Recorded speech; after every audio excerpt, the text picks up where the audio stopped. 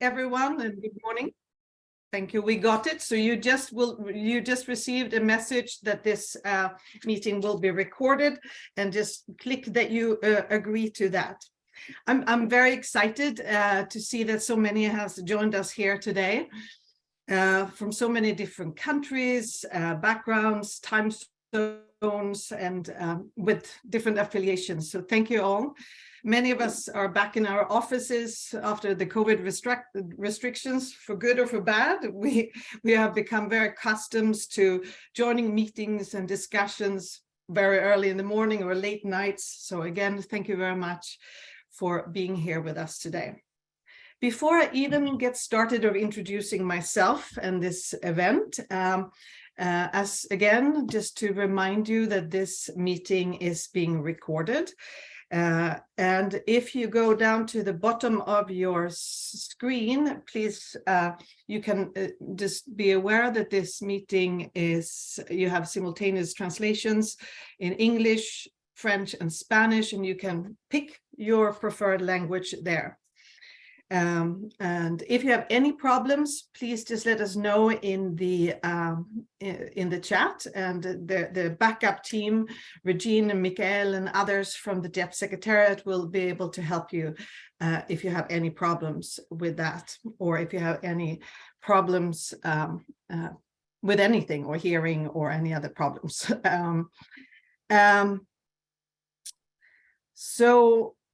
So everyone here today can participate and voice their ideas, experiences, and questions through the chat, and everyone can also be able to speak when they want to. But please make sure that you keep yourself muted when not speaking, and preferably let us know through the chat if you want to speak or have a say as we move forward. With that, maybe I should now take the opportunity to introduce myself and this great event, and to push us forward in the agenda. My name is Gabriella Richardson-Tem. I've been privileged to work with the GEF for a couple of years on efforts related to gender equality, inclusion, safeguards, and now I've taken on, since 2021, a new role to support GEF's efforts and engagement with civil society. So it's a great pleasure for me to be here today. Many of you most probably have seen that we have worked and have had these CSO consultations for many years now. I think we started in 2018, and we've had 7. And hopefully some of you have joined us in those consultations in the past. And these consultations are, the topics for these consultations are always selected based on conversations and collaboration with the CSO network and other partners of the GEF. This particular event is very special, though. Today we will focus on civil society engagement with global environmental conventions, and this is really an important conversation, not only for you to share lessons and experiences among yourselves, but also to help to give insights to the GEF for the upcoming GEF Assembly later, and probably around the summer in 2023, and also more importantly to inform the GEF as we are increasing our ambition and activities to engage civil society. Today, the agenda, as you've seen, and I hope you all have seen the agenda, and we have a very interesting outline. We will start with opening remarks from the chair of the GEF CSO network, followed by welcoming remarks also from our GEF CEO, sorry, I should not call you CSO. And then we will have 2 different panels, which we will get into further, and they will be concluded with some closing remarks from the CSO network and the GEF Secretariat. So let me just move forward, and unless there is any questions of anything of nothing working, let me just push forward with the agenda. And I see my head is half full there, so maybe I should do like that. So it is my privilege now to introduce the chair of the GEF CSO network, Sano. The GEF CSO network has been a very long-standing partner with the GEF since our beginning. Sano is joining us from Cambodia, and probably a time where the sun is going down while it's going up here. So thank you, Sano, for joining us. And please, Sano, we look forward to hear from you about the CSO network's engagement and ideas to support civil society engagement with the global environmental conventions. Please, Sano, over to you. Thank you very much. You share the presentation, or you want me to share the presentation? Okay. Yes, here is the presentation. Okay.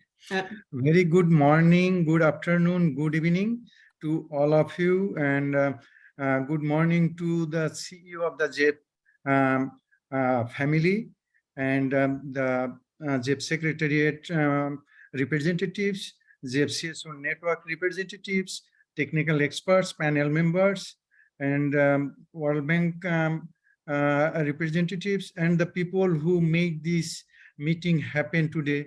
Grateful and thankful to you, everybody. Welcome.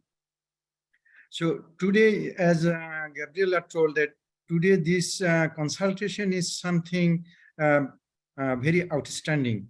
We have always very good topic, but this is one of the very needful issue that today we are going to discuss, that how better partnership the CSOs can do, and how much more meaningful contributions we can make it happen globally.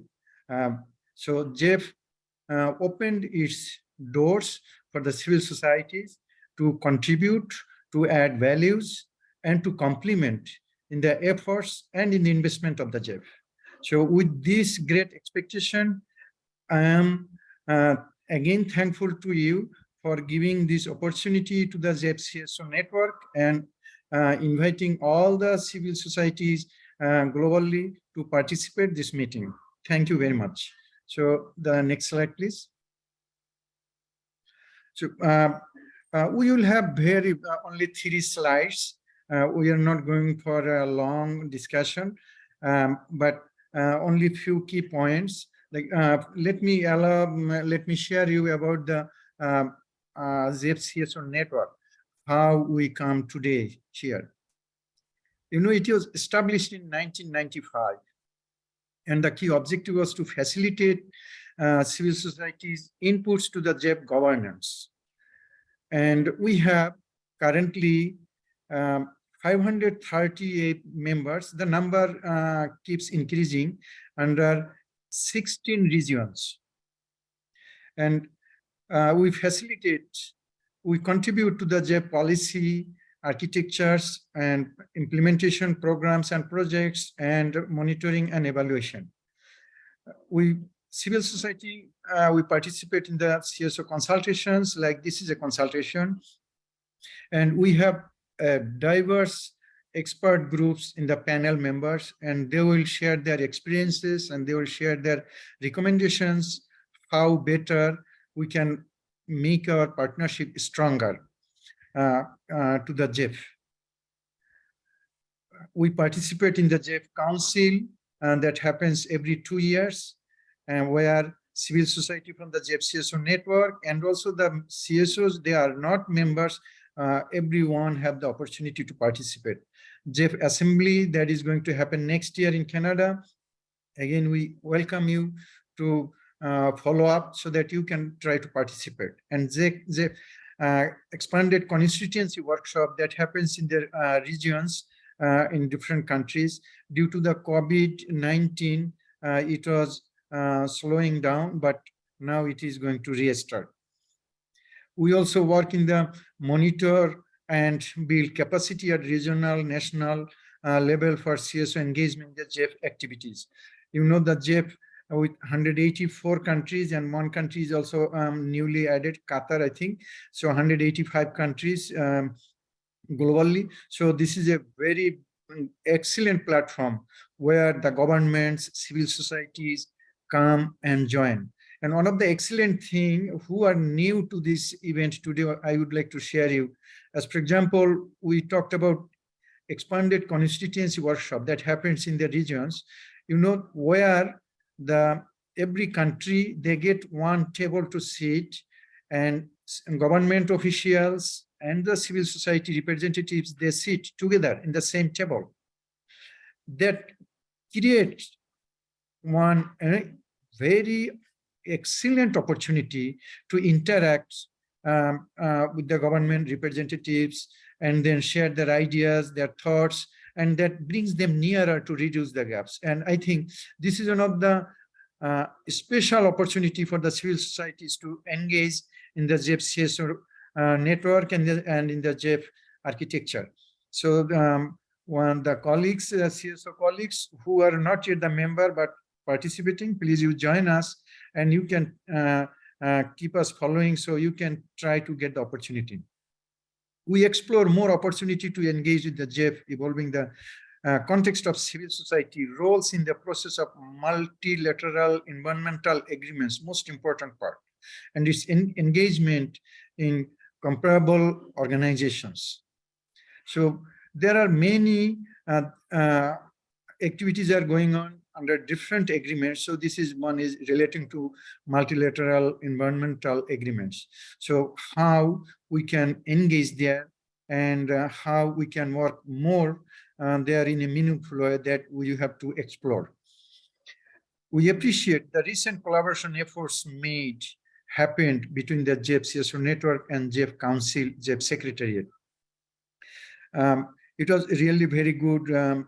Last more than 1 year, almost 2 years, ran the GEF 8 replenishment meetings, where civil society, as the civil society representative, we had the very good opportunity to get engaged, to contribute, to raise our concerns to the GEF Council, to the GEF Secretariat, and many of the suggestions, recommendations considered, and it is in the plan and in the programs, in the projects. So this is very good. So we appreciate the recent progress we could make, and also GEF Secretariat is more positive than before. Always it was positive, but now is more positive than before. And that is giving us more opportunity to see, to learn, and to engage for contribution to this architecture. This is what the GEF CSO network keeps doing. Thank you very much. Next slide, please. This is the structure of the GEF CSO network. Now, before I talk about the structure, I just take 1 minute to talk about the GEF 8, and the program direction. There are integrated programming and whole of society approach. So the key objective is to make the GEF visible, contribute in a way that at the community level, at the institutional level, the meaningful progress make and strengthen the process of resilience, so that it can address any forms of climatic risk, any forms of challenges. Bearing in mind, so we updated our institutional structure. Before we had, like currently we have, before we had chair, we have vice chair, we have election task force, we have technical working groups, and we have regional focal points, RFPs. What we added, we updated these technical working groups, focusing on the GEF focal area, like biodiversity, climate change, land degradation, international water, chemical and waste, impact program, private sector engagement, like that. So the regional focal points And also we welcome the technically expert, any CSO, who are not even the member of the GEF CSO network. They can come, they can be the member, they can join in these technical working groups, then we can work together, we can learn together, and we can contribute. Because our overall goal is to make this planet livable, safer, and enhance resilience.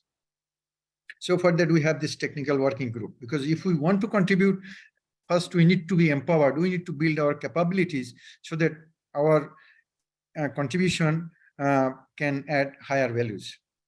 And the biggest progress we are making, that is every country, we have 10 focal points. One country focal point, this focal point mainly collaborate and coordinate with all members, with the governments, and with, regional focal points. And then we have focal point on biodiversity, climate change, land degradation, international waters, chemical and waste, conventions, gender, youth, indigenous peoples groups. So that means what the GEF 8 is telling, make it integrated, make it whole of society approach. And we are from the CSO network, we consider that we need to make our position more visible at the country level, because whatever the challenges happens, what is the climatic risk, it is from the country level. The people are higher vulnerable at the country level. So at the country level, we are making our position stronger. So we welcome the CSOs who are working in these areas to join us, to contribute, to work together, so that we can make the thing happen much better. So this is our organizational structure. The next slide, please. This slide mainly focusing on the today's consultation. We want to engage, we want to work with the conventions, like Convention on Biological Diversity, UN Convention to Combat Desertification, UN Framework Convention on Climate Change, Minamata Convention on Mercury, the Stockholm Convention on Persistent Organic Pollutants. So my request, I am sure these convention representatives are participating, please let us know how the GEF CSO network can join you. If you have a CSO network, please let us know, we can join our hands with you. If you don't have, let us consult how better we can engage with you. Because your objective, the objective of the GEF and the objective of the GEF CSO network, there is a common goal that we want to make our contribution more meaningful, more sustainable, and that can add value to the commitments to the GEF and overall reduction of the climatic risk. So we will focus on how the civil society organizations, actors, they can access to more funding resources so that they can work better. We have small grant programs, it is it was before 125 countries, but under the GEF 8, it was made universal. So that means there will be no country left from the small grant program. So civil society, they can apply for funding up to $50,000. So if you want to know more, please Google it, then you can get information on that. Inside the GEF Secretariat, there is the country support program. This is one of the very strong mechanism to address the country level risk.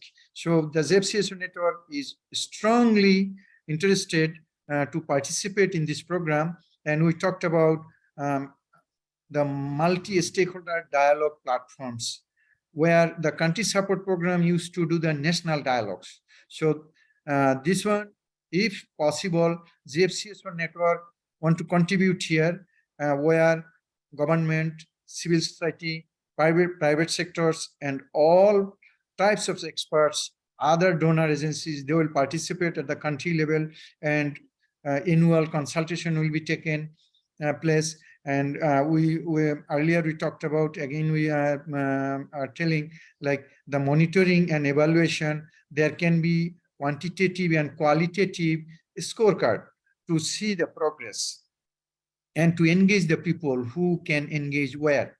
And GEF CSO network and other CSOs, they will be always positive to contribute um, uh, as much as possible from the capacity we have, and then the capacity we will gain because we are institutionalizing these approaches.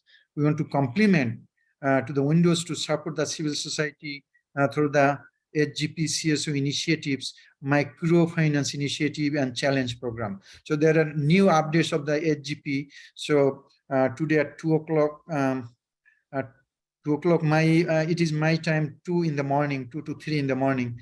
So there is a meeting of the steering committee member. Our colleague will be participating. So earlier I have made my comments. So this is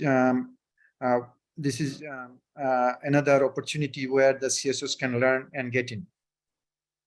Development partnerships with the civil society engaged with the conventions, as I told you earlier, including an intermediate step to facilitate consultation with the CSO networks and constituencies in the MEAS.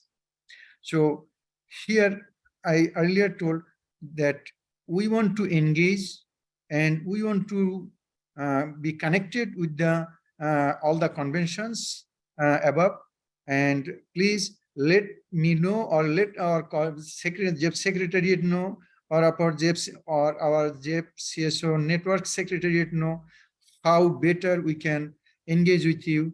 And we want to engage. The time is now. Time is not tomorrow. This is the time. Most important time is now. So we want to engage. Enhance civil society engagement in project design, implementation, monitoring,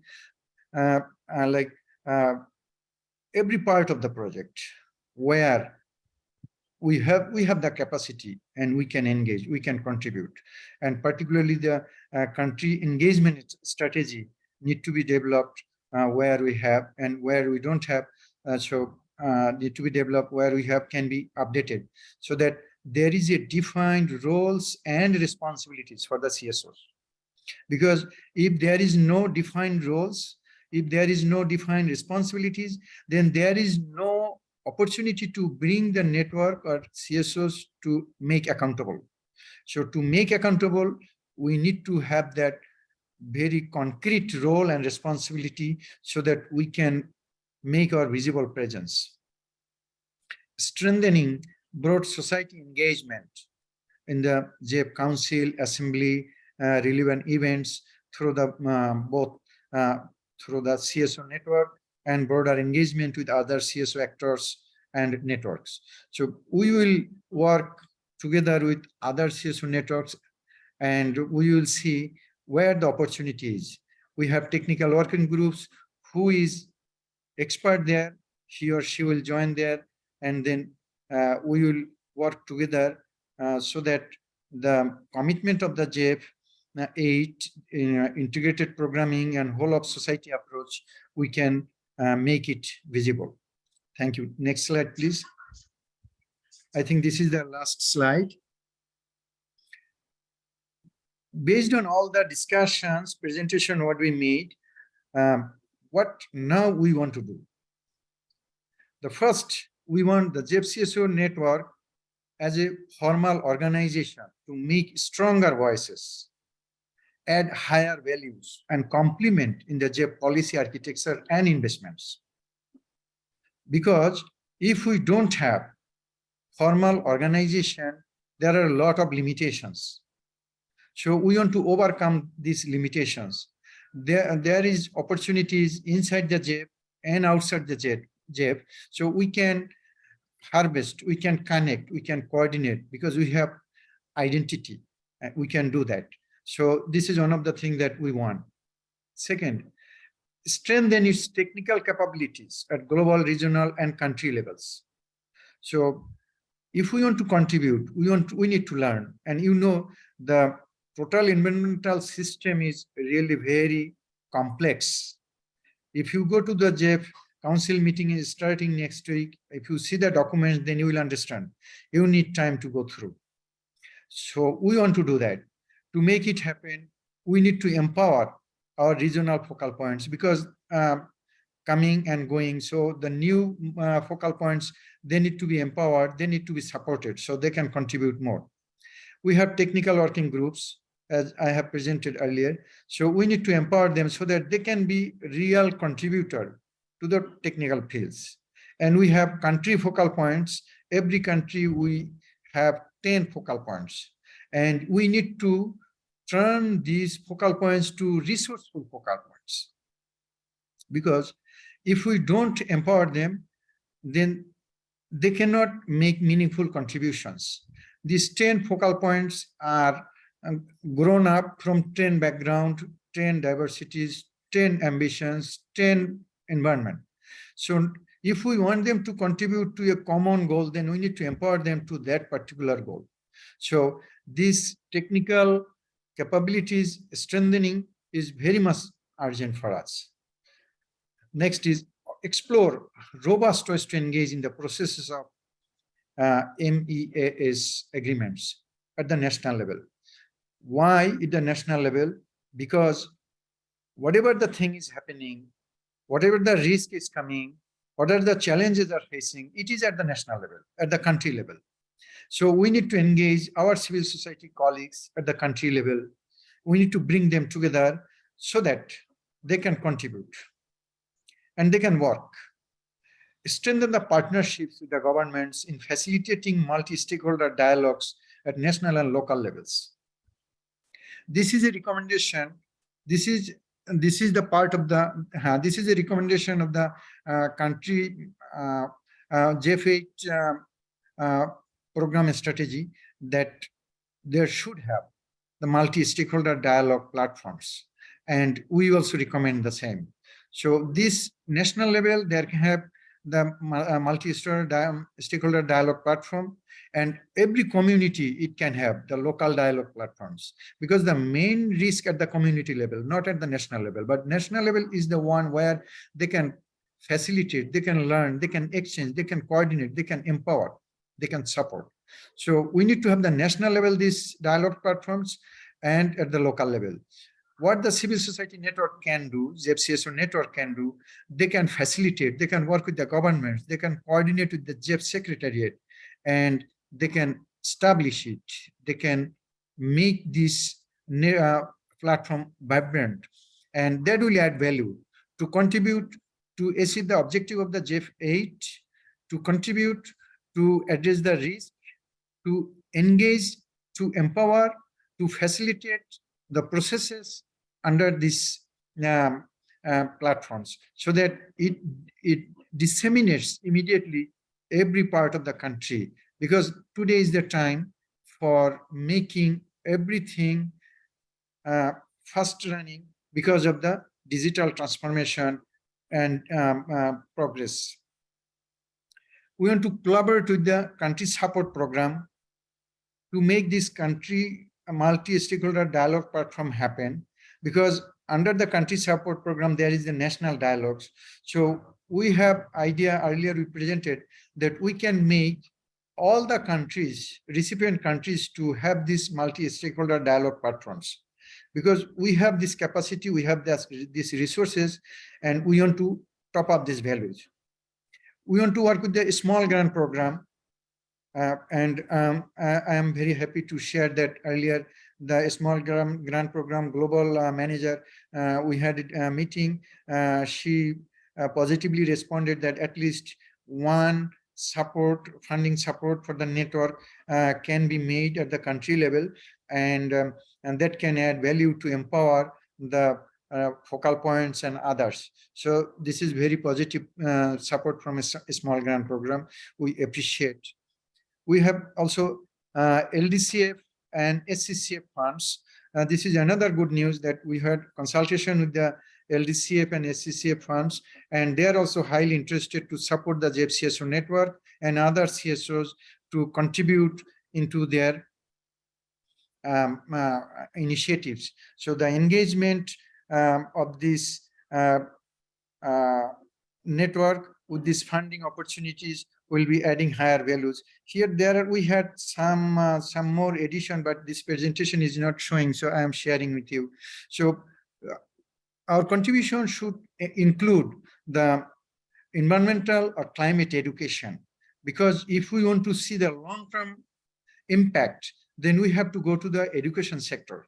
So that we want to request the GEF to think about that, how better the education sector can be strengthened, and also advocacy for the loss and damage caused by climate, and doing the planning, implementation, monitoring, and evaluation.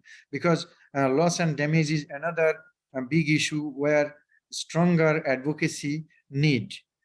Please keep in mind one thing, that the advocacy of the GEF CSO network is something very innovative. That is, it means we want to see where there is a need, and we want to see how we can add value, how to do better. That is the advocacy from us.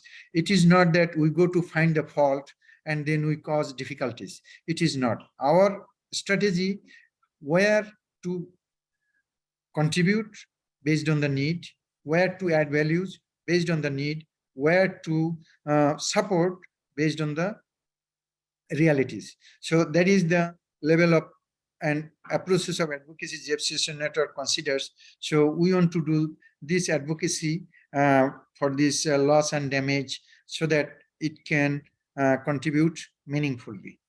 We are okay. Next slide, please. Okay. So thank you very much for your kind attention. And if there is any question or any comment, I will be honored to participate. Thank you so much. And thank you so much, Sano, for providing a very good overview of this the CSO network's role in the GEF partnership, and also outlining some of your interests in supporting the work of the conventions, and outlining some of your plans moving forward. Let me not take more time. We are still on time, but so let me not take more time, but to take this opportunity to introduce Carlos Manuel, the GEF CEO and chairperson. I think that you are joining us from Costa Rica, Carlos Manuel, aren't you? Know? Yes. That is correct. Yes, that's correct. And I don't know what the time is for you, but it's probably early morning as here. And I'm sure that many of you have already heard Carlos Manuel in many events and the COPs and others, to really highlight GEF's interest and to enhance civil society engagement in GEF 8 and beyond. So with that, Carlos Manuel, I hand over to you, and please feel free to take the time and we will catch up later. So thank you so much, Carlos Manuel. Thank you so much, Gabriela, and it is a pleasure to be able to join you all. Yes, it is. It's early over here in Costa Rica, but this gave me the opportunity to see some of the World Cup football games that are happening right now. First, let me thank everybody for joining us. This is the first event in the process of the organizing and implementing the 63rd GEF Council meeting. I think that that is super good, that every time that we have a council meeting, we have the CSO consultation, and particularly in this opportunity, being able to generate a dialogue with the CSOs with regards to the Global Environmental Convention is a wonderful, great idea. I want to thank first my colleagues from the JAPSEC that has been working around the clock in the last many weeks in putting together a consultation, an information document to council, in putting together this event. I want to thank everybody who's participating, particularly the facilitators of the event. And we look forward to take notes of the many observations, recommendations as the GEF aims for much engagement, particularly strategic engagement with regards to the civil society's role in the conventions. I'm also super happy that our Belgian council member, Corentin Ganin, is joining us today in this event, and he can give us insights of the vision and the commitment of the GEF Council with regards to the role of CSOs and non-state actors. So I'm very happy that we are here. Also, it is super important for me to frame this conversation in one of the most important GEF policy, which is a document that we normally call the update vision to enhance CSO engagement with the GEF. This is part of that effort that took us to this new dimension of relationship since I would say 2017 that this was approved by our council, and we see it in that context. I welcome very much the contribution that Sano gave us today in terms of the vision of the CSO network. The CSO network has been with us at the GEF for almost 30 years. Their main role has been to advise and bring counsel to the GEF Council, to the GEF Assembly as well. And let me just make a parenthesis here. I would like to propose, Gabriela, also a small conversation today with regards to the fact that next year we will be having the GEF Assembly. The GEF Assembly happens every 4 years. We do the assembly at the beginning of the GEF, the new GEF cycle after their replenishment. In theory, we were supposed to organize the GEF Assembly in July this year, but because of pandemic, we were forced under these exceptional circumstances to plan it differently. So it's going to be done next year, most probably at the end of August. It will be done in Vancouver, Canada. This is the first time that the GEF Assembly will be organized in a donor nation. And for me, this is important in terms of, being a little bit innovative. And I want this GEF Assembly to be a non-conventional GEF Assembly. Why a non-conventional GEF Assembly? Because I strongly believe that this is the opportunity for us as we look into the rest of this decade, looking at the multiple very challenging goals and targets from all the environmental conventions that we respond. This is the opportunity to really reaffirm and define a very clear pathway within the relationship of the GEF and the civil society. I have asked the government of Canada to host the GEF Assembly, and they've been extremely supportive, and I'm grateful with them that that we are organizing the assembly over there in Canada. But I also asked the Canadian government that I would like to see a co-host hosting our assembly in a native nation. So this was this idea was highly supported by the government of Canada. So we will have two hosts in our next GEF 7 assembly, which will be the government of Canada, and a host native nation of Vancouver, which is the site, the territory that we will be launching. Again, I want to launch some very concrete initiatives on how the GEF should be working with civil society, based on quite a few clear understandings on my side. One is to make the GEF 8 replenishment programming and policy a reality. During the GEF replenishment throughout last year and this year, it was evident the common vision within the GEF Council that non-state actors, civil society should have a bigger role in the GEF business than what we have seen it in the past. Of course, we all know that the small grant program has been with us for 30 years. Of course, we know that there's a cross-cutting element in the GEF project, in design, implementation, in the overall GEF portfolio of working with civil society. But we need to go on. And yes, we've been creating specific, concrete, well-targeted investments like the Inclusive Conservation Initiative, what we've been doing with civil society in the Convention of Land Degradation. I mean, there's a lot of things that are happening, but this is the moment for us to do a leap forward based on the clear understanding that the GEF will never move the needle in terms of pace, in terms of the structural system change, if we don't work with civil society and private sector the same way we work with governments. And yes, I want to make true the sentence that the GEF work with countries, because that is not an accurate term. We don't work with countries. We work with governments in the countries. And the countries are way more than the government. Of course, we got the CSOs and private sector.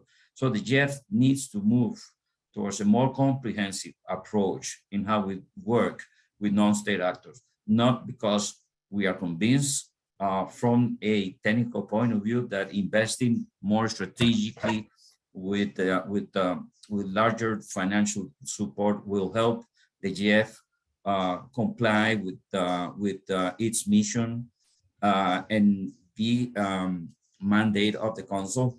But also we clearly understand that the system change will happen if we engage, the GEF engage with all stakeholders when we talk that we work with countries. So we really need to walk the talk in terms of this sentence that the GEF works with countries. We basically work with the executive branch of the governments at the country level. And yes, we do interesting things with the private sector. Yes, we work with parliaments at the country level. And yes, we've been working with the CSO. So the GEF Assembly is the starting point of a more strategic engagement for the GEF, where we would like to have multiple inputs on the role of CSO, particularly in the role of youth, in the role of women, in the role of indigenous groups and farmers, with regards to what the GEF mandate is all about. And I think that I don't want to be conservative in this effort, because again, the system change cannot happen if we only work exclusively with the central governments. The system change means investing in the new generation of political and economic leaders. The system change means working with the youth, the young girls in indigenous communities, the young kids in the NGOs. This is our vision, and we need a lot of feedback and input. As I see the GEF budget in the last few years, of course, I'm a little bit concerned that today the small grant program has half of the budget it used to have in GEF 5. And that tendency needs to change. And I think that what happened in the GEF 8 replenishment is a good sign of change, whereby we were able to revert the downward tendency of allocation of resources to civil society. This is the first time that we have more resources than the previous cycle. And I don't have any doubt that in GEF 9, we can be extremely ambitious. And my level of ambition with the role of GEF with civil society is extremely high. I want the GEF to be allocating 10% of the GEF budget by 2030 in civil society. This is a major game changer. And I want you all to help me define that process, work in a roadmap, define the transition. Otherwise, it's what we do in the chemical conventions, what we do in the Minamata Convention, and yes, of course, in the Rio Convention, we'll never get there. I'm just coming out of COP27. Yes, of course, I got bitter, sour tastes about COP27, UNFCCC COP27. We are supposed to be in full implementation mode of the Paris Agreement. And yes, I'm concerned about multiple things, particularly on the fact that I was unable to hear with all clarity what are the very specific decarbonization plans from central governments in terms of the implementation of their NDCs. And this is quite challenging. But also, I saw a lot of beautiful, magnificent things that gives me a lot of hope and optimism. And without any doubt, the role, the participation of civil society and private sectors in the COPs is a groundswell movement that will help us achieve the pace, be on track on the main objectives.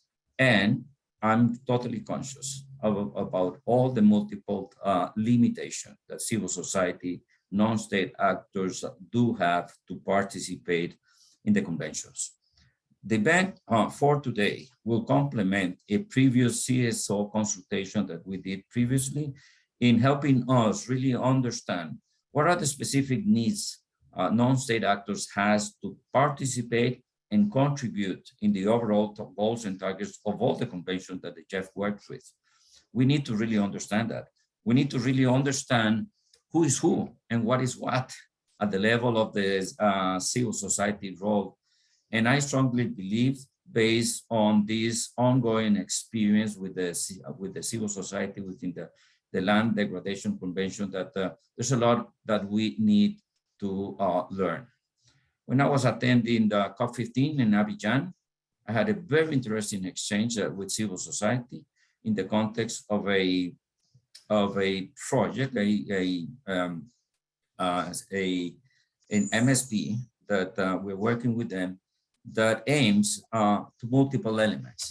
And yes, of course, when the GEF works with civil society in the context of the convention, the overall objective is to build capacity, to strengthen the institutional capacities and the personal capacity of those people who are there. And this is what we traditionally do, and we do it very good.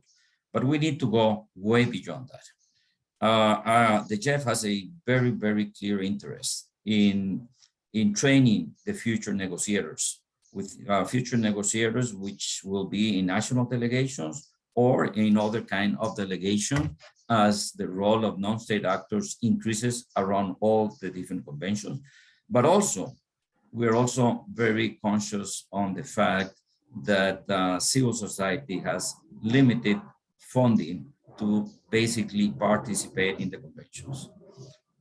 For me, if there's somebody who really understands that limitation, is Carlos Manuel. I've been around the convention for almost 25 years.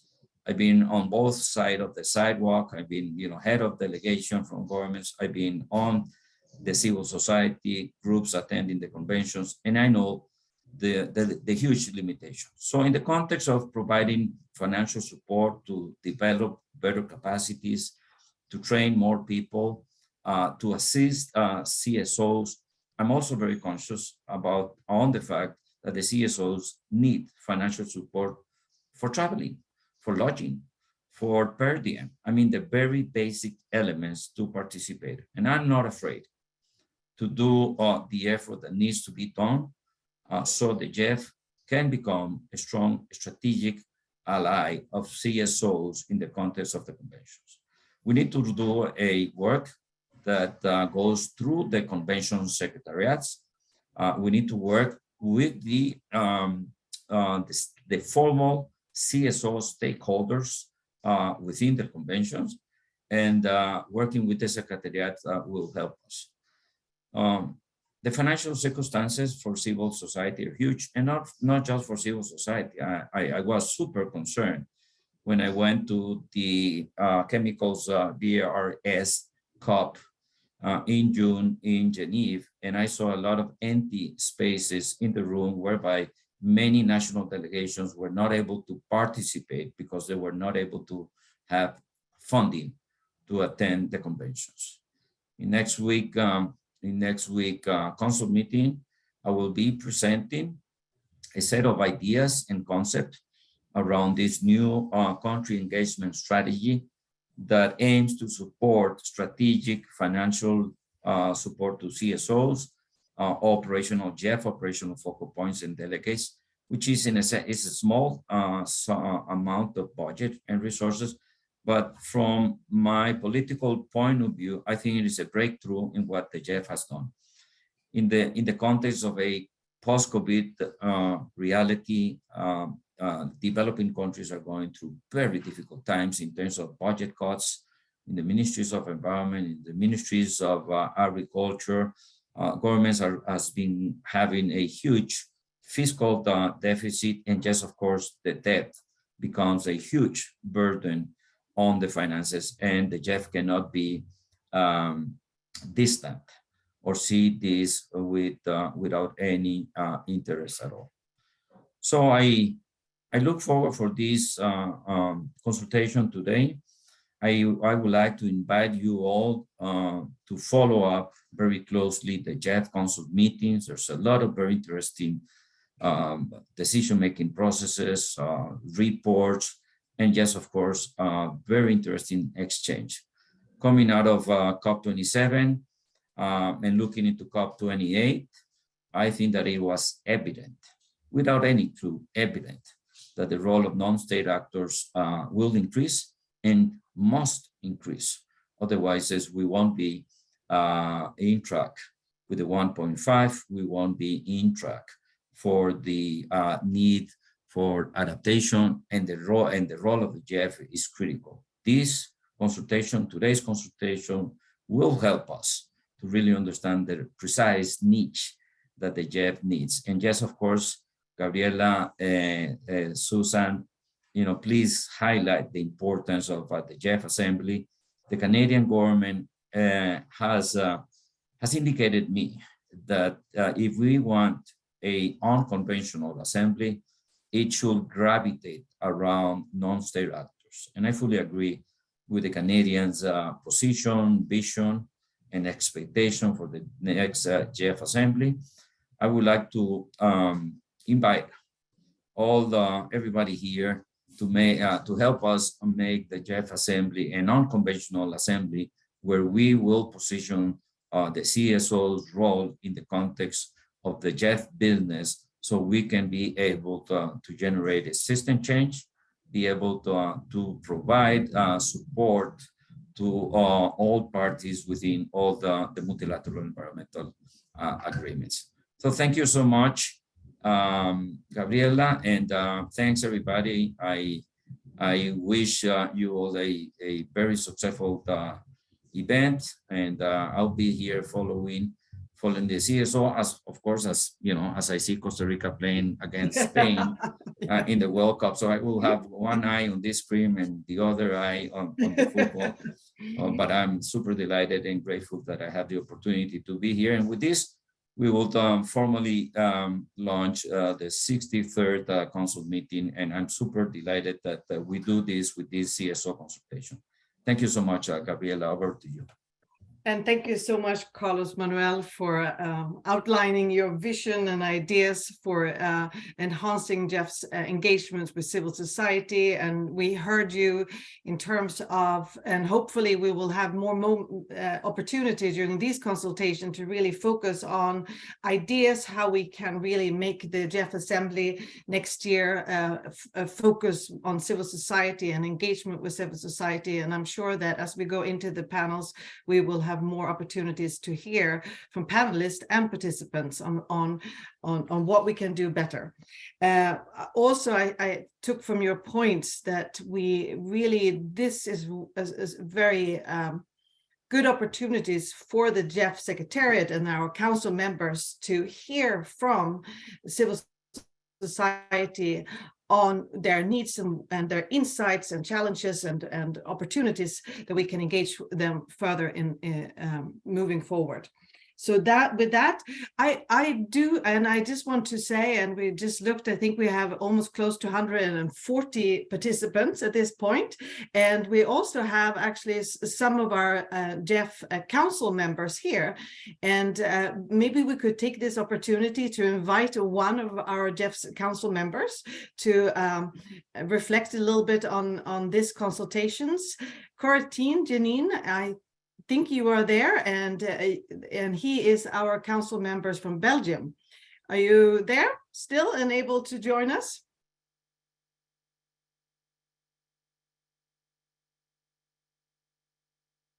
Well, I had hoped that you could, and I don't know if we can maybe come back to you later if you have the chance to join us. So with that, and we're a little bit behind schedule, but I don't think that there is a problem. We can always go over time if you allow us to. So let me, instead of taking more time now, and maybe we can come back to the council members later, let me now to just push us forward in the agenda and to the first panel. Susan, are you there? Okay, so sorry, I just got a note from a message from Coratin that he is unmuted, but it doesn't work. Can someone see if you can help Coratin to unmute himself? So well done, Gabriela. While Coratin connects with us, let me just finish by sending two very strong messages, which I forgot to mention. Which one is the MSP that we're doing with the CSO and in the Land Degradation Convention should be a standard that we need to implement in every single convention. That is something that I Sound like check. to see. Can you hear me? Ah, there you are. Yes, Coratin, and Carlos Manuel. Please go further. Yes, we can hear you. And Carlos Manuel, we are lucky that we will hear about this project in the next panel. So we will hear. And the second one, before that, turning over to Coratin, is I was super impressed by the work that that Fundación Ecos is doing in Uruguay. I was in Uruguay a couple of weeks ago, and the work that Ecos is doing in Uruguay is also a very interesting initiative whereby they work with civil society in training, in developing the capacities to implement at the country level the different conventions. So here we got the top down, how we work with civil society at the convention level, and the bottom up, how do we work with an NGO at the country level in creating the capacities for implementation. The work that Fundación Ecos does in Uruguay is an excellent example, and it should be the standard on how we do things. Thank you, Gabriela. No, thank you again, and let's see if we could have Martin. If you are you back in? Yeah, I hope so. Can you hear me Yes, well? we can hear and we can see you, but there is some background noise. I don't know it is from your end, but please go ahead. Thank you. Yeah, I would like to take the floor briefly to first to express the interest of Belgium in this kind of consultation and in the input of the GEF CSO network in general. We indeed value very much the engagement of the community-based organizations and the NGOs in general. And we also appreciate the involvement of the CSO network in the council meetings of the GEF. And their remarks and comments are often very inspirational to us. And this is why we also strongly support the SGP, the small grant program, and the way it evolves via the SGP 2.0. Of course, we wish it could have been granted even more financial resources in the GEF 8. But apart from that, I would like to say a few words about a particular event I had the opportunity to attend in early October this year. As the political focal point of Belgium for UNCCD, I attended the international forum called Desertifaction in Montpellier, France, convened by the CSO panel of UNCCD and the UNCCD Secretariat. The interesting topic of this forum was agroecology right now. And the purpose was to prepare their advocacy strategy for the next CRIC and the COP of UNCCD.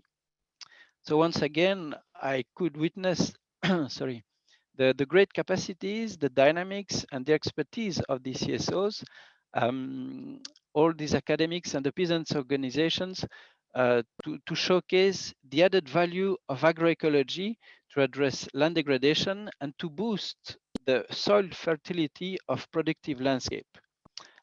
So this intervention is also to invite the GEF Secretariat and recipient governments to pay even more attention to the relevance of agroecology principles to address desertification and drought also, and to mainstream this approach in the GEF partnership addressing agriculture and restoration issues.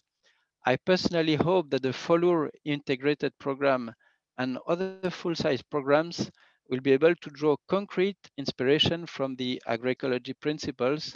And of course, I invite the CSO network to continue their powerful and wonderful advocacy in this sense. I think I can conclude here. I would be happy to discuss this with you further. And thank you very much for your attention. Back to you. And thank you so much, Quarantine, for joining us here today and giving us your reflections and visions. So we are a little bit behind time, and I do see that there is some raised hands, but we will please add your comments in the chat, and we will open up for a broader interaction discussions with all participants in the second panel today. So please keep your thoughts and please add it in the chat, and we will try to get everyone to speak in the later sessions. But please use the chat and make your comments in writing. So thank you very much. And let me now push forward in the agenda. And Susan, are you there? Yes, I am. Oh, there you are, and everyone can hear you too. Yes. So thank you, Susan. And I'm very happy to now hand over to you. For those of you that don't know Susan, she is GEF's country relations officer for Africa, and she is part of a team within the GEF Secretariat that works on stakeholder engagement and civil society engagement. So with that, Susan, over to you, and we look forward, and this was very interesting to see Carlos Manuel's latest comments on the LDN project, which we will hear more from in this panel. So again, Susan, over to you, and thank you. Right. Thank you, Gabriela, and good morning, Jumbo, everybody. It's my pleasure to be here and to take you through the next few moments where we have some exciting speakers in person and virtually. And it's so good to hear Carlos Manuel mention the project, which while we don't have the person in place, but we will hear a little bit about the project. But let me start by just explaining a little bit that we and Carlos Manuel mentioned this as well, we wanted to hear and to present and have a little discussion about this, both from some institutions, like for instance, the conventions or the big NGOs' perspectives in working with CSOs. And then much later during the second panel, we will hear from CSOs themselves. So at this point, so we have, for the next session, I have 3 speakers. 2 are present here virtually with us, and 1 will be a recording. And I will just start off by asking, inviting Marcos Monteiro from the NGO liaison from the UNCCD Secretariat. As you know, the GEF is one of the financial mechanisms of the UNCCD convention. And so we will hear from the Secretariat about how they're working with CSOs. So let me ask my question to Marcos.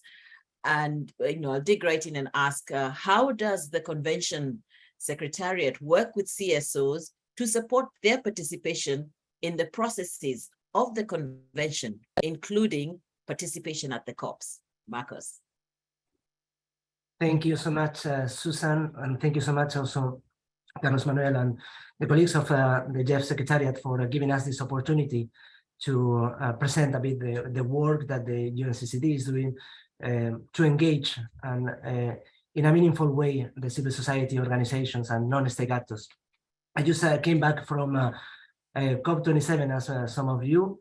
In this case, I was seconded to our sister convention and also helping the work of the civil society in the COP27, and particularly in the area of demonstrations. And where, if you were there around, perhaps you saw them having some marches or having some specific, we call them advocacy actions, used to bring the issues of the civil society to the media and try to put some pressure, perhaps, on the negotiations. I would like to give a couple of examples on how important is the civil society in the UNCCD process.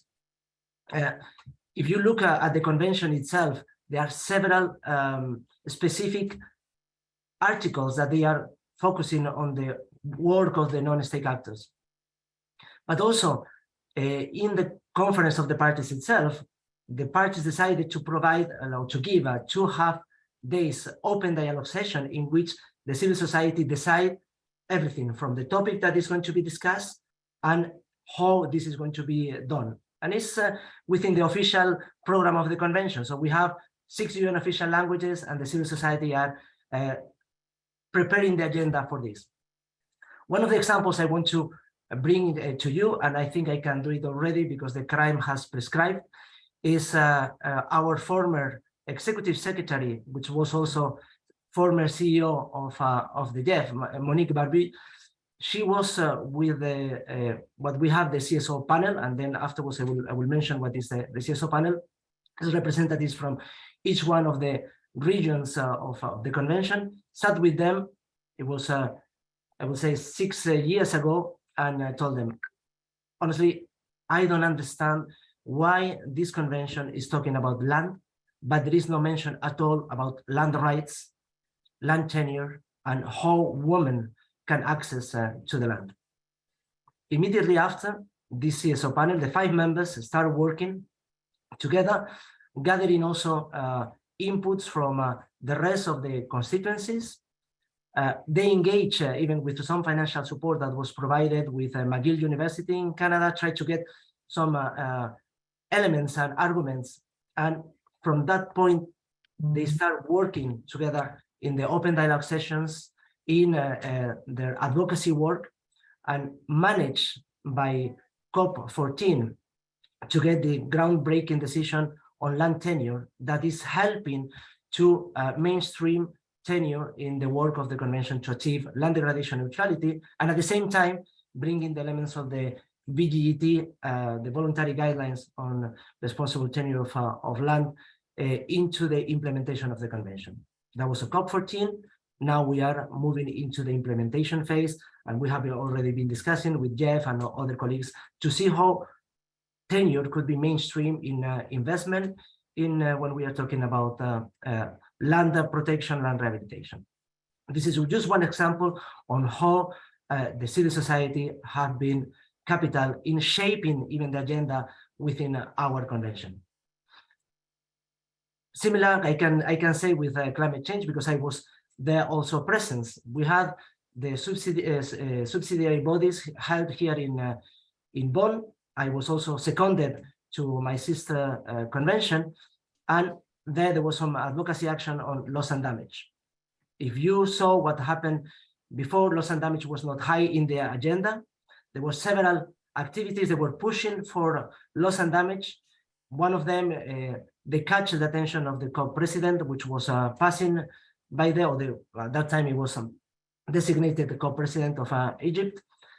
He had some discussion with a big group of advocates for the civil society, because they were bringing the voices of all the vulnerable population and the climate justice groups, and say, we need loss and damage. We need some mechanisms that can help in addressing this topic.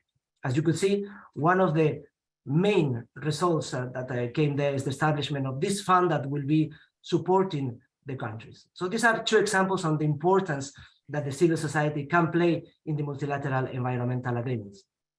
In the way of the UNCCD, what we are doing is instead, well, this came from a COP decision themselves. It was our bosses, the 197 parties that we have, gave us a mandate to establish what we call the CSO panel, where we have 5 representatives, and I'm happy to see that former CSO panel representatives and also current ones are also present in this meeting that we are organizing. And thanks, Susan, for sharing that invitation to all the UNCCD constituencies. So these are a representative from Africa, Asia and the Pacific, Latin America and the Caribbean, Eastern European group, and also we follow the UN in the Western Europe and others group. It's a group of 5 members. It's very dynamic. We don't have many focal points, which makes this more agile at the moment of taking decisions and working together.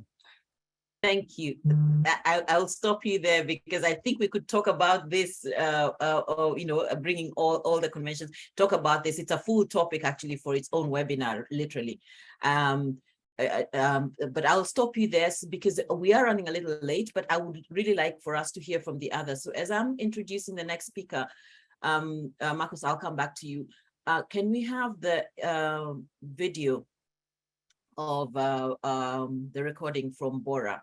So this next speaker is Bora Masumbuko. She's a policy officer with IUCN, World Conservation Union, and she is she's basically involved in the development of the in the preparation of the GEF project. Of a recently approved GEF project that is seeking to increase the role of civil society organizations in delivering land degradation neutrality.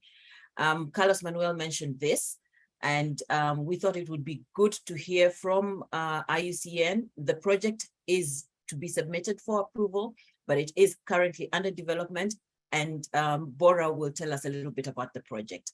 Okay, let's play the video. No sound.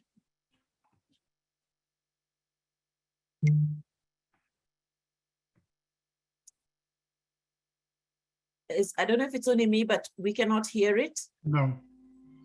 Oh, we can't, We Susan. cannot hear it, Susan. Ted, can you? Yeah, maybe- hold on. Yeah. Okay. Good morning or afternoon, and thank you for having me as a keynote speaker in this meeting. This year, in July, the GEF approved a new medium-sized project that would increase the role of civil society organizations in achieving land degradation neutrality, or LDN. The project idea was born from a participatory process, including informal discussions between NGOs, especially NGOs from the DryNet network.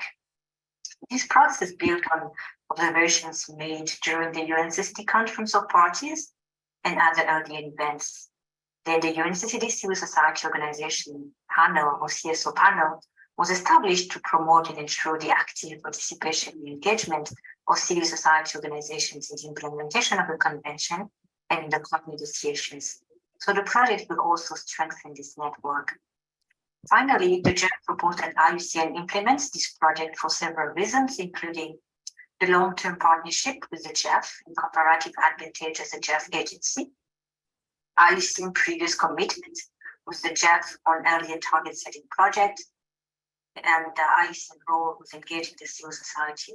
As you perhaps know, IUCN is a membership union of more than 1,400 state and non-state member organizations, some of which are already involved in the UNCCD and LDN processes. As you know, the LDN was adopted in 2015 under the Sustainable Development Goals and was endorsed by UNCCD. Many countries set their LDN targets and are now implementing projects to achieve their targets.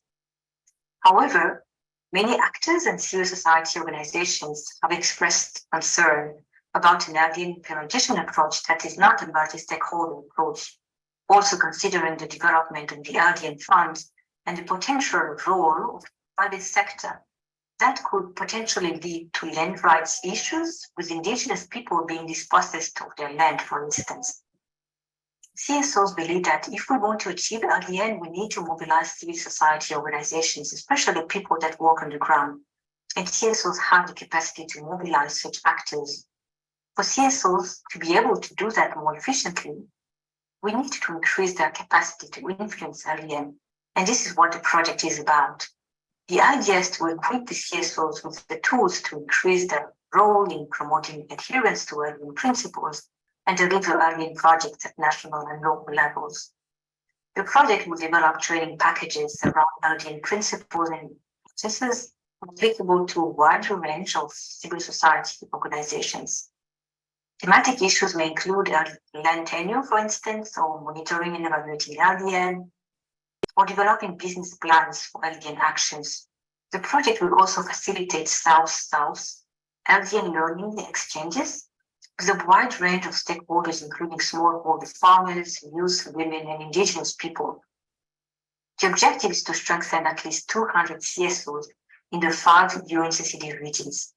It is a very attractive and innovative project because it will empower the civil society to implement projects with stakeholders at the local level and connect them to LDN as a tool for improving land health and also as a tool for poverty reduction. Finally, it is important to mention that the project received strong support from the GEF CEO at the last UNCCD COP in Abidjan to increase the budget and include a sub-component to support CSOs to prepare and attend international events. The project is under development and will be submitted to the GEF for approval in early 2023. Thank you very much for your attention. Thank you. Thank you to Bora in her absence. But we've now heard from this is the IUCN is a GEF agency, and they will be implementing this project over the next couple of years to work with. And as Carlos Manuel mentioned, he would like to see something like this with every convention. So moving forward, this is a way to look at how we see engaging with CSOs to empower them and build a capacity to engage with the conventions. My third speaker works with an international NGO and also coordinates and she will talk a little bit about this. She also coordinates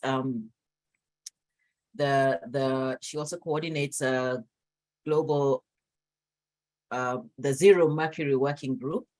And this is in the context of the the speaker is in the context of the the Minamata Convention. And so we'd like to hear from Elena Limberidi Serimo. I hope I got your name right. Elena, I will ask you the same question that I asked Marcos, essentially, in how are you working with civil society to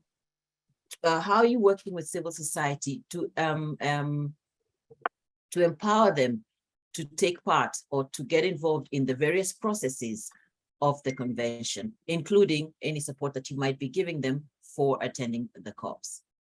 Thank you. Welcome, Elena. Thank you very much, Susan. Thank you very much also for inviting me to this consultation. Also, I was very happy to see Carlos again, Carlos Manuel, and welcome all his really willingness to enhance more the engagement of the civil society. So let me just introduce myself briefly, since the angle is a little bit different maybe from the previous speakers. My name is Elena Limberi Setimo. I work for the European Environmental Bureau, which is the largest NGO network in Europe. So we are based in Brussels, Belgium. But together with a US colleague back in 2005, the Mercury Policy Project, we co-founded the Zero Mercury Working Group, which is an international coalition which now has over 110 member NGOs from 55 countries. So we are a network of NGOs, actually, and we have been following all the process that eventually led to the adoption of the Minamata Convention from the very beginning, actually. My colleague, Michael from the Mercury Policy Project, he was there in the very first meetings when Mercury was actually assessed and it came out to be a global pollutant, which led to the discussions that we have now.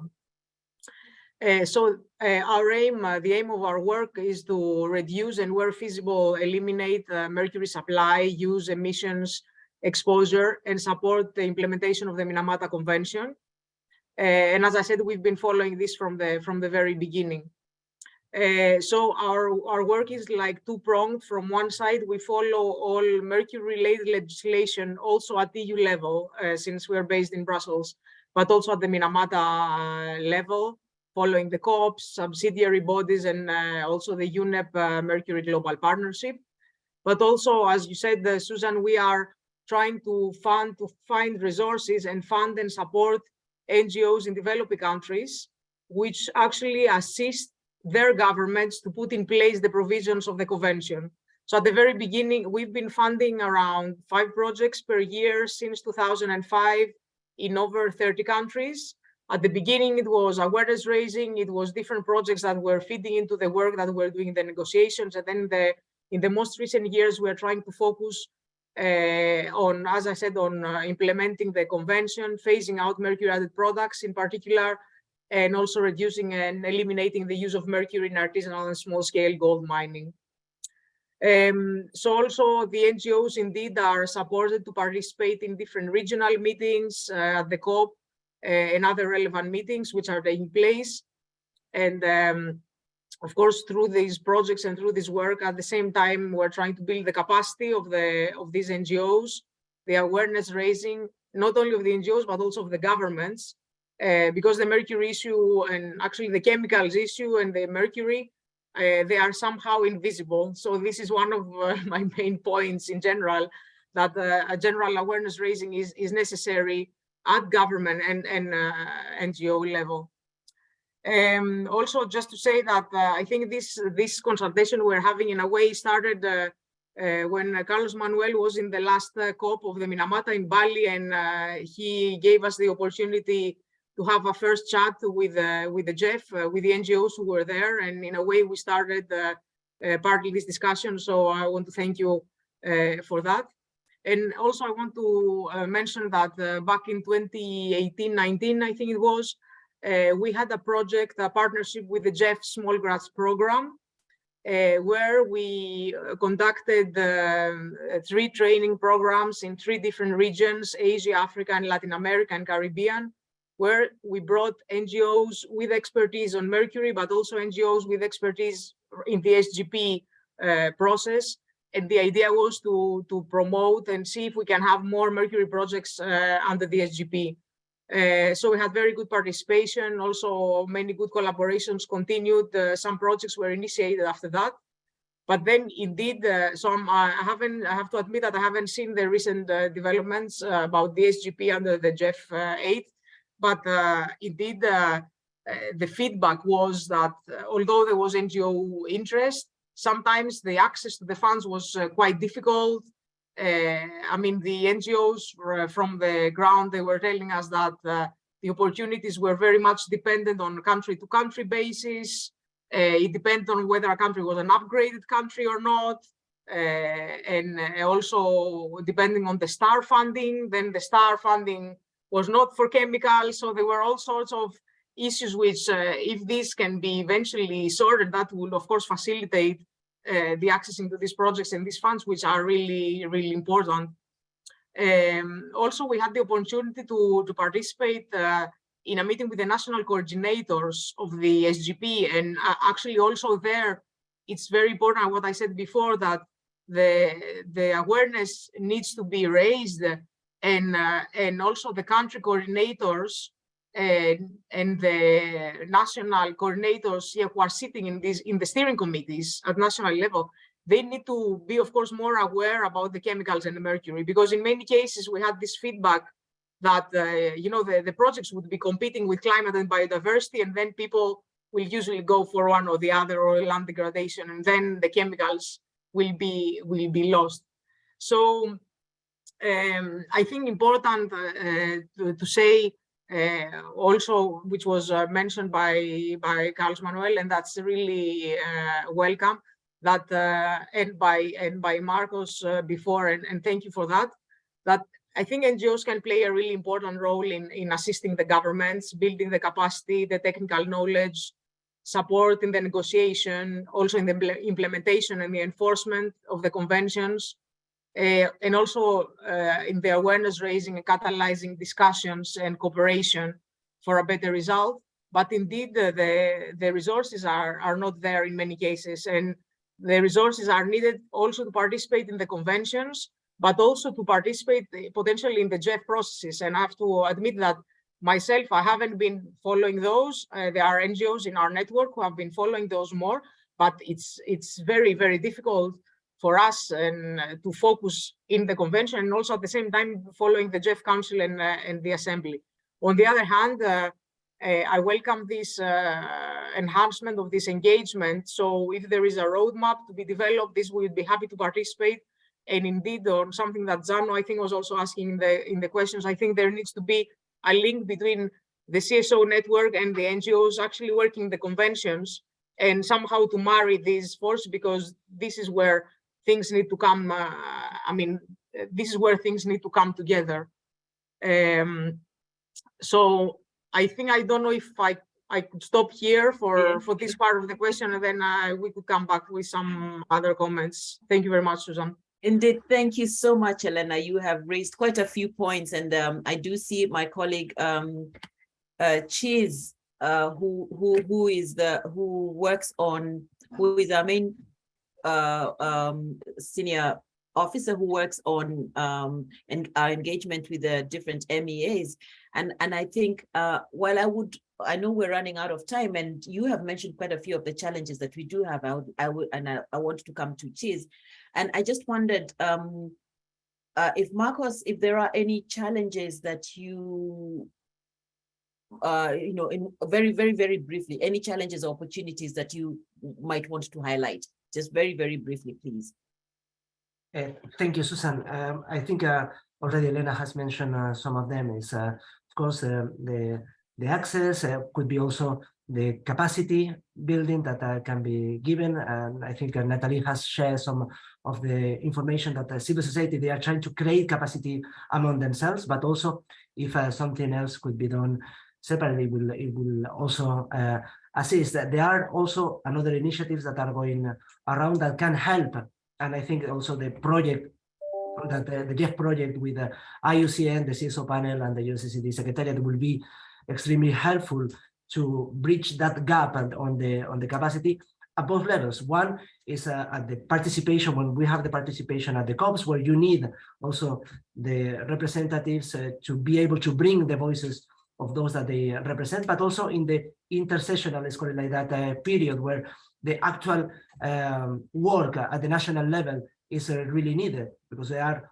if we see at the NGOs that are working in our process, we have grassroots organizations that they are working on the land, helping to rehabilitate and restore land, but there are also some advocacy organizations which are making this link and lobby towards the decision making. So I think the combination of both will be good. So that capacity can help, and also in terms of coordination, because we have the CSO panel that is bringing the input from the civil society to the different processes, like the UNCCD, like with the Secretariat, with the different bodies that have been created, the ad hoc working group on drought and midterm evaluation and the science policy interface.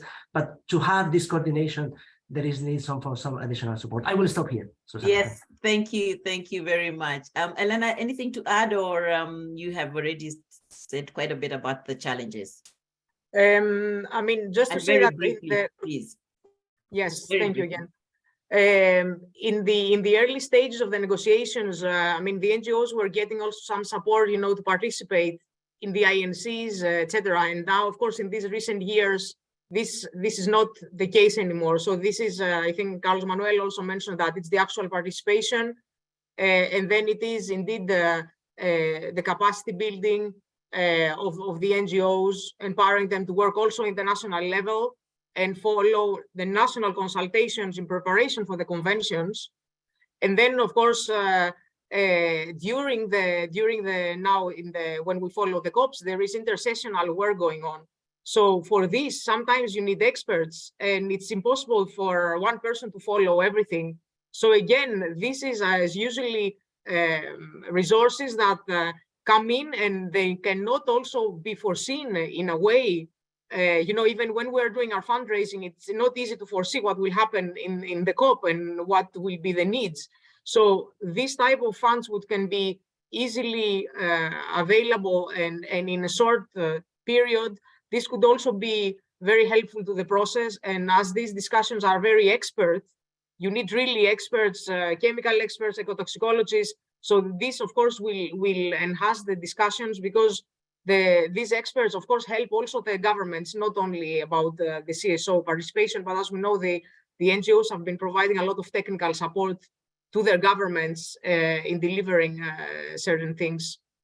I think I can stop here. Yes, thank you. And I'm not hurrying you, but thank you. And hopefully there will be an opportunity to discuss a little bit more. Let me now ask at this point our environmental lead on MEAs, Chizuru Aoki. If you will say something, please. Thank you, Susan. Can you hear me? Excellent. Thanks so much for all the speakers and perspectives shared so far. Look, I think I am really glad to see and hear and learn from all of you, because I do feel like the conversation is progressing. This isn't just about, how do we engage with the CSOs in the general sense. I do think we're really starting to hear and better understand different types of CSO engagement, as well as opportunities for the GEF, as well as, opportunities that we really should be more actively engaged in, as well as opportunities that we really should not be missing at this point. So what I've heard so far, I think Carlos Manuel was very clear that we're starting to do this kind of top-down, MSP with on the land degradation focal area that should be standard in every convention. That's a top-down element, right? And then also good examples of the bottom-up things, particularly what we just heard from the Elena on the chemicals in Minamata. Those are really squarely on the technical as well as advocacy, convention implementation type initiatives that we really should be paying more attention to. And I think, Elena, you touched on the capacity issue. At the end of the day, this does require a certain level of capacity as well as technical and policy relevant knowledge that to be brought from the CSO side. And I think that's an element that we really haven't actually focused too much on with as a GEF. So I think we need to be focusing on that. And I would say that's more of the bottom up type initiative per convention. And then one element that I also wanted to highlight is, and that was also brought up by a number of speakers, what about the cross-cutting, cross-cutting elements, particularly in the world of GF, because we're working in 5 different conventions.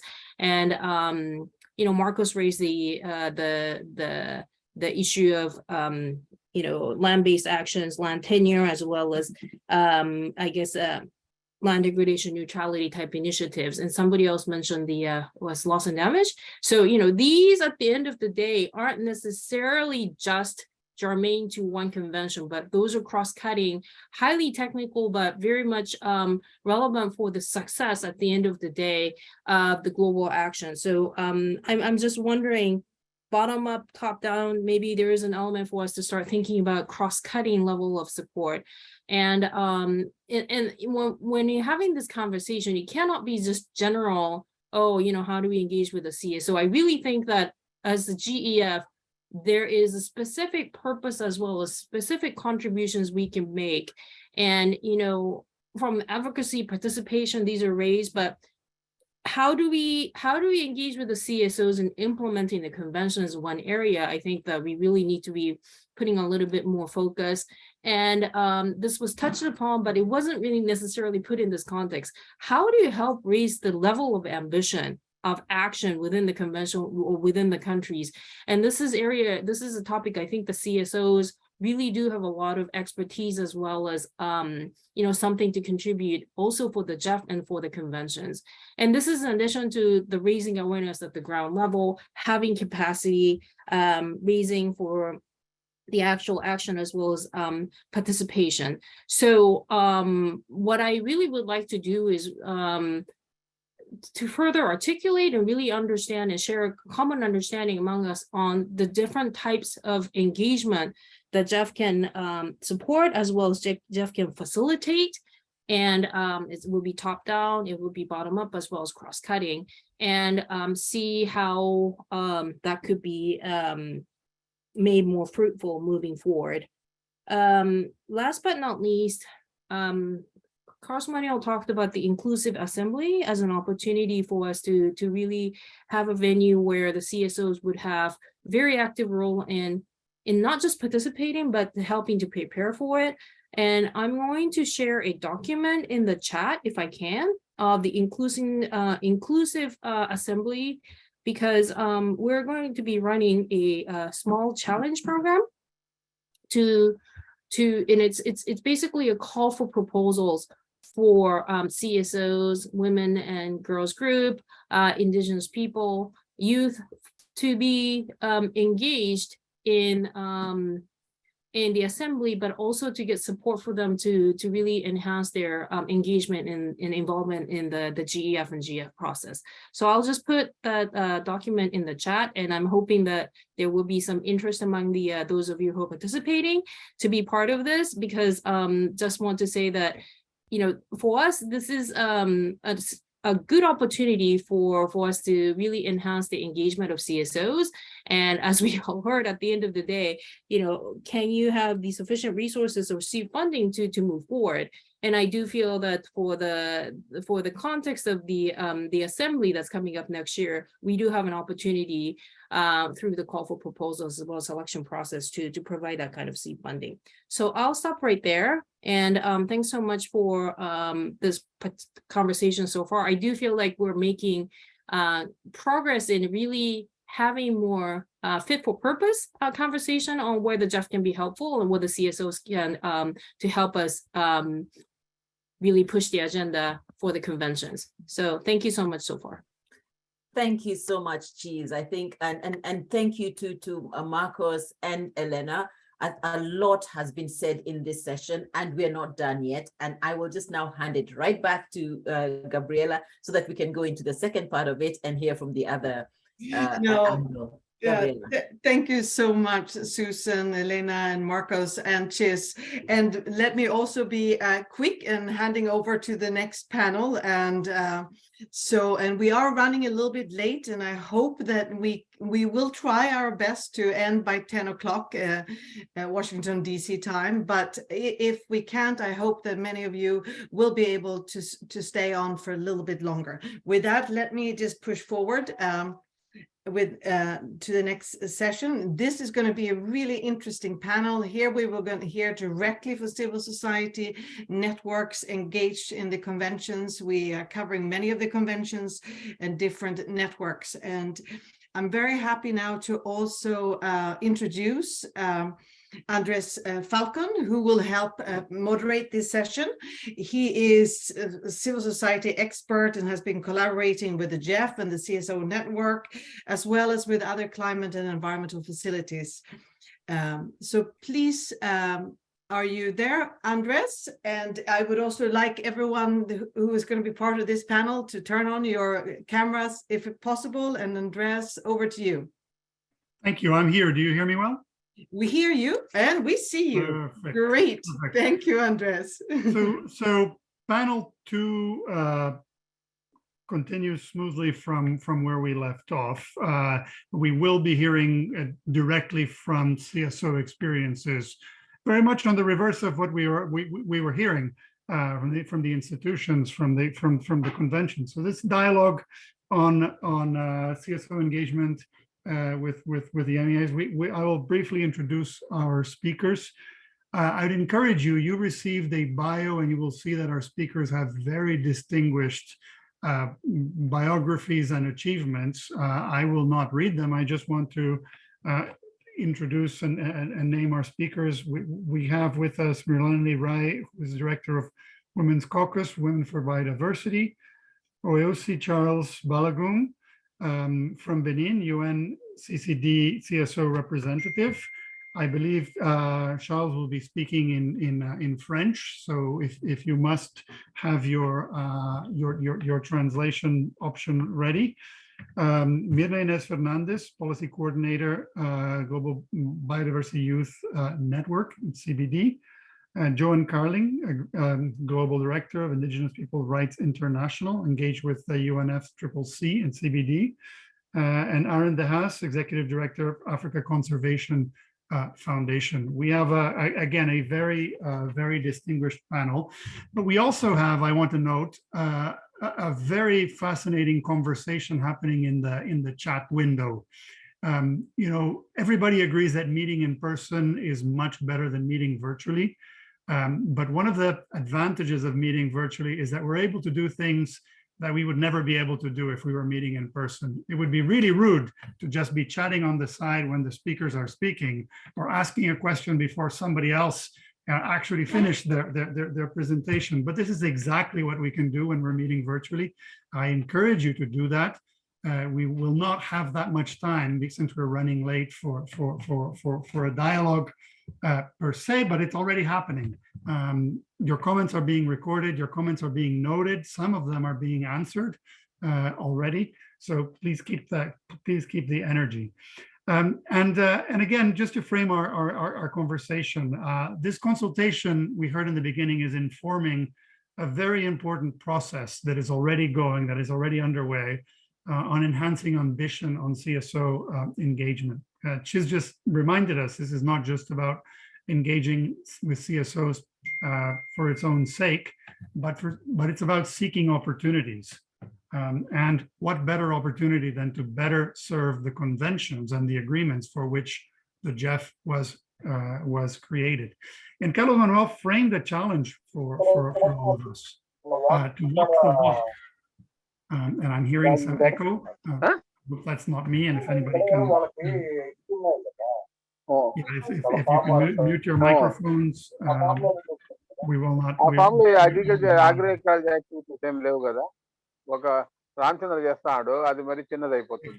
If we have our admin all the speakers, I think it'll be so Carlos Manuel framed a challenge for the GEF and the GEF community, which includes the network, to walk the talk of serving countries, not simply working with governments, and pose the challenge of an unconventional convention for the upcoming assembly. So we have our work carved out for us, both at GEF Secretariat and GEF CSO network. So one of the main questions that has been recurring, asked several times or commented many times in the chat window, is how do we link the process of GEF CSO engagement and the GEF CSO network, et cetera, with the NEA's and the convention CSO engagement. So these things happen in an organic way, in an interlinked way with cross-fertilization and mutual strengthening.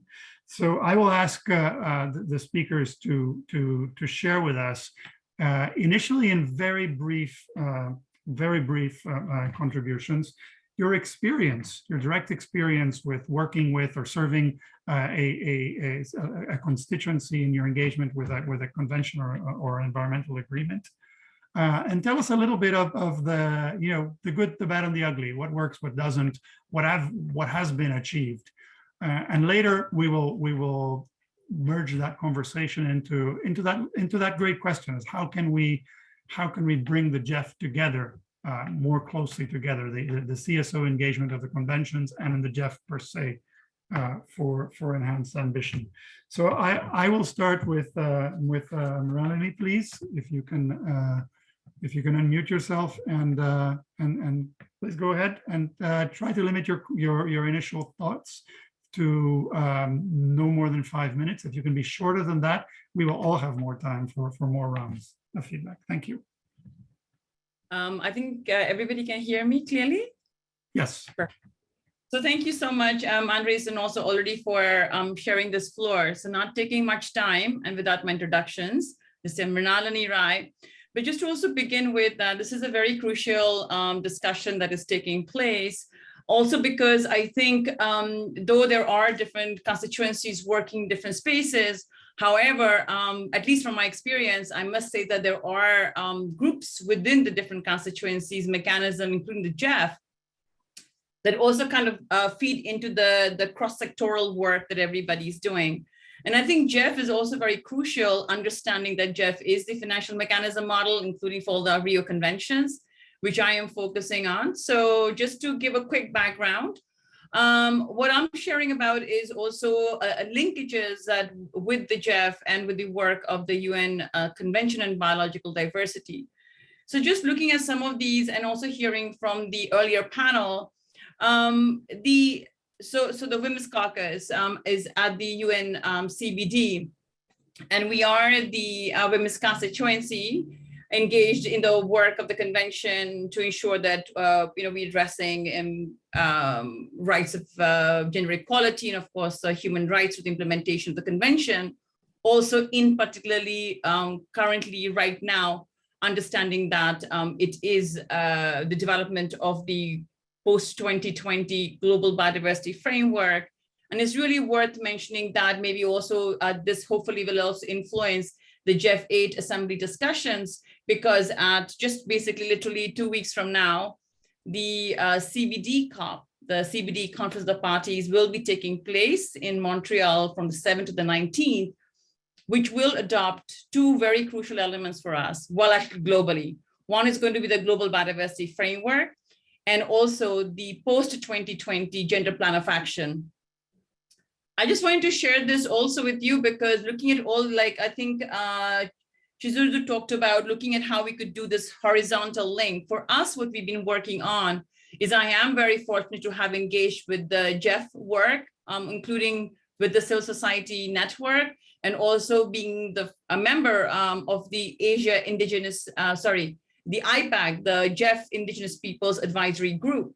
So there are these really very good spaces that have been also molding the discussions on rights space. You're talking about land rights. And these are horizontal, I would say, recommendations, the demands of civil society and rights holders actually throughout the convention, right? You're talking about the UNCCD, you're talking about the climate, you're talking about the CBD and other MEAs.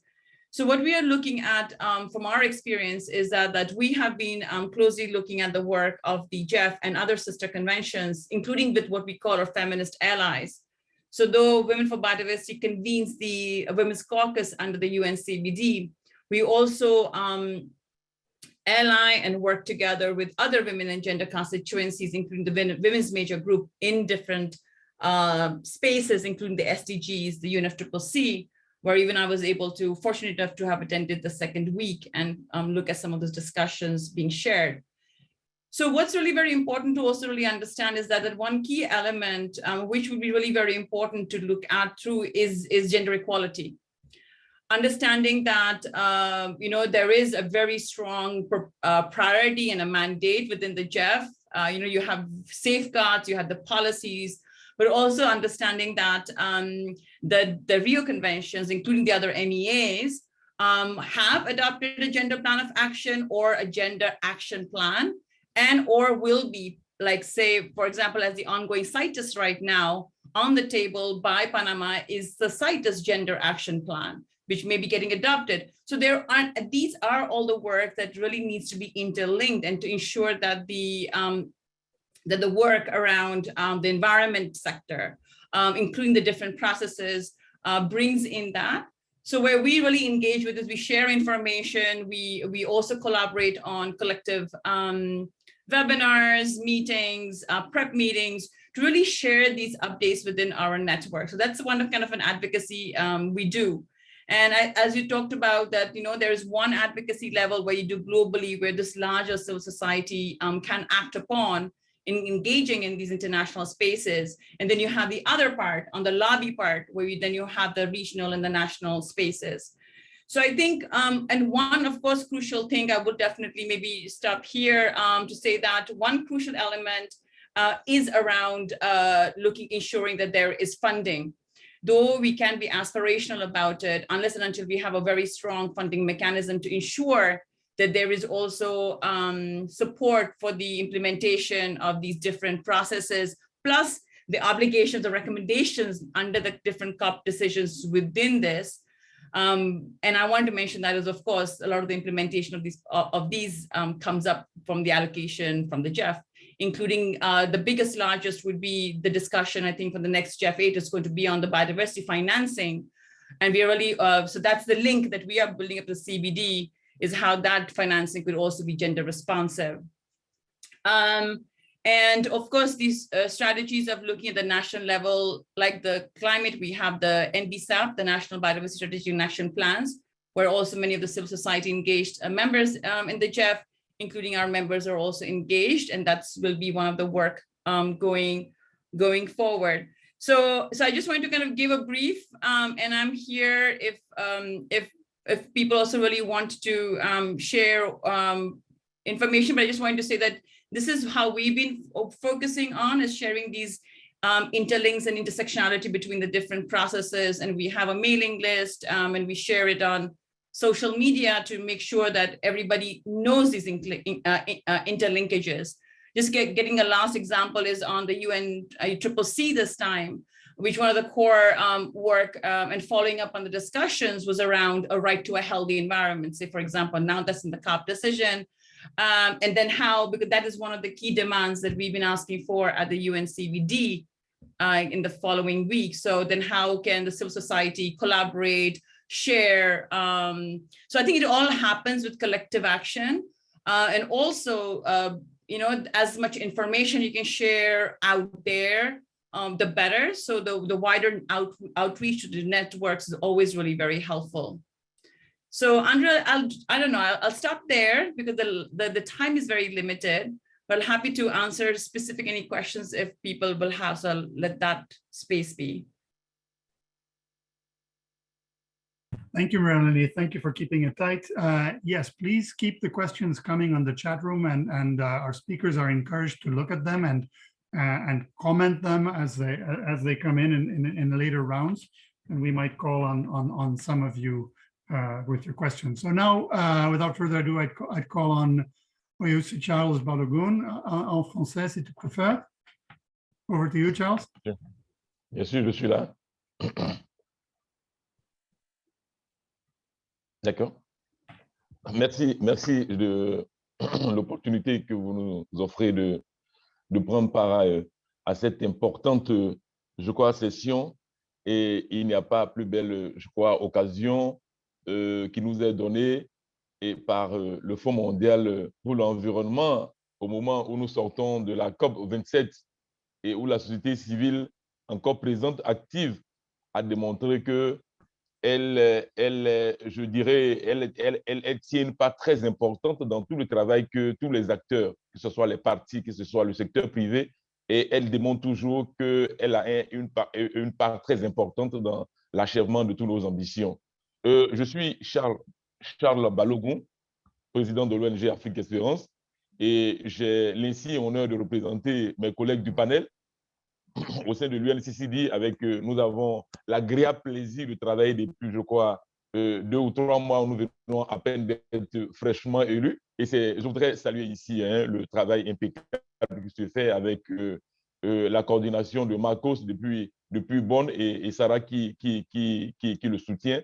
Je pense que pour ce qui concerne les ONG de partout le monde entier, en ce qui concerne la Convention pour la lutte contre la désertification, je pense que la première des choses d'abord, c'est la qualité des rapports entre le sommet, qui est la Convention, et bien entendu avec Marcos, qui est le chef liaison, et les ONG. En partant déjà d'abord de la manière dont les élections se sont tenues et tout le processus, je pense qu'il n'y a rien à dire parce qu'il y a vraiment eu de l'intégrité, il y a eu vraiment de l'exclusivité dans tout ce qui s'est passé. Et je voudrais vraiment saluer ce fait-là parce que tel que les choses ont été faites, si cela se relève sur les autres conventions, je pense qu'on aura beaucoup de choses à ne pas se reprocher. Alors, j'ai des choses vraiment qui me touchent au fond de cœur. Je voudrais que cette préoccupation-là soit partagée par pratiquement toutes les ONG du monde entier. Il y a un problème d'interaction. D'abord, à la base, d'abord, vous savez, les ONG, nous sommes accrédités par des États. Le langage entre les ONG dans nos États avec nos gouvernements est difficile. Il y a vraiment une malcompréhension. On ne s'entend pas, il n'y a pas d'interaction. Et ce même problème se retrouve encore entre les points focaux des conventions et les ONG encore qui sont sur place. Et j'allais dire encore, le même problème se répète encore avec les points focaux dont le président de la coalition des ONG qui travaillent sous le Fonds mondial, qui sont installés dans les pays, nous ne le savions pas, il n'y a pas d'interaction. Alors, moi, je pense que nous allons être plus actifs sur le terrain parce que les ONG font un travail extraordinaire sur le terrain. Le président.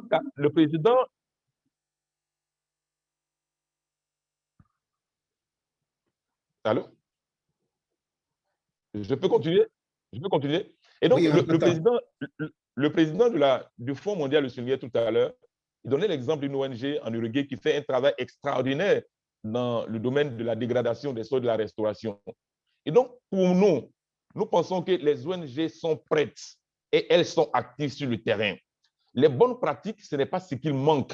Et nous pensons que le véritable problème, c'est une question d'interactivité. Parce qu'on ne peut pas avoir une ONG dans un pays qui n'a pas un bon langage, qui n'a pas une bonne collaboration avec d'abord l'État et avec les représentants même des points focaux dans tous les pays. Et moi, je pense que c'est un problème très important parce qu'aujourd'hui, le président le disait, qui sont en train de projeter d'ici 2030 à augmenter l'ardoise du fonds à 10%. C'est pas que je ne veux pas enjoindre au président et au conseil d'administration, mais nous pensons que de la qualité du travail que les ONG font sur le terrain, je pense que cette croissance budgétaire est un peu minime. Parce que quand vous voyez pratiquement tout le travail que nous faisons, tous les acteurs sur le terrain, c'est comment faire pour augmenter la résilience des populations les plus vulnérables sur le terrain. Il s'agit des femmes, il s'agit des populations autochtones et les personnes les plus en proie à être en contact avec eux, c'est les ONG sur le terrain. C'est nous qui faisons sur le travail. Et donc, moi, mon cri de cœur aujourd'hui, on n'a pas fait la part belle des choses, c'est de faire en sorte que les interactions entre les différents acteurs soient plus accentuées et que le fonds puisse voir le travail qui est le nôtre sur le terrain pour qu'on puisse avoir plus d'accompagnement aux OST pour qu'on puisse avoir plus de résultats. Je pense que j'allais m'arrêter là pour l'instant. Avec la suite, s'il y a des questions, on pourrait les poser. Merci bien. Merci. Thank you, Charles. And apologies to everyone for problems in translation. I hope some or most of it has been understood by the non-French speakers. Without further ado, I'd like to call on Mirna Inés Fernandez. Are you with us, Mirna? Yes, I am. Thank you, Andres.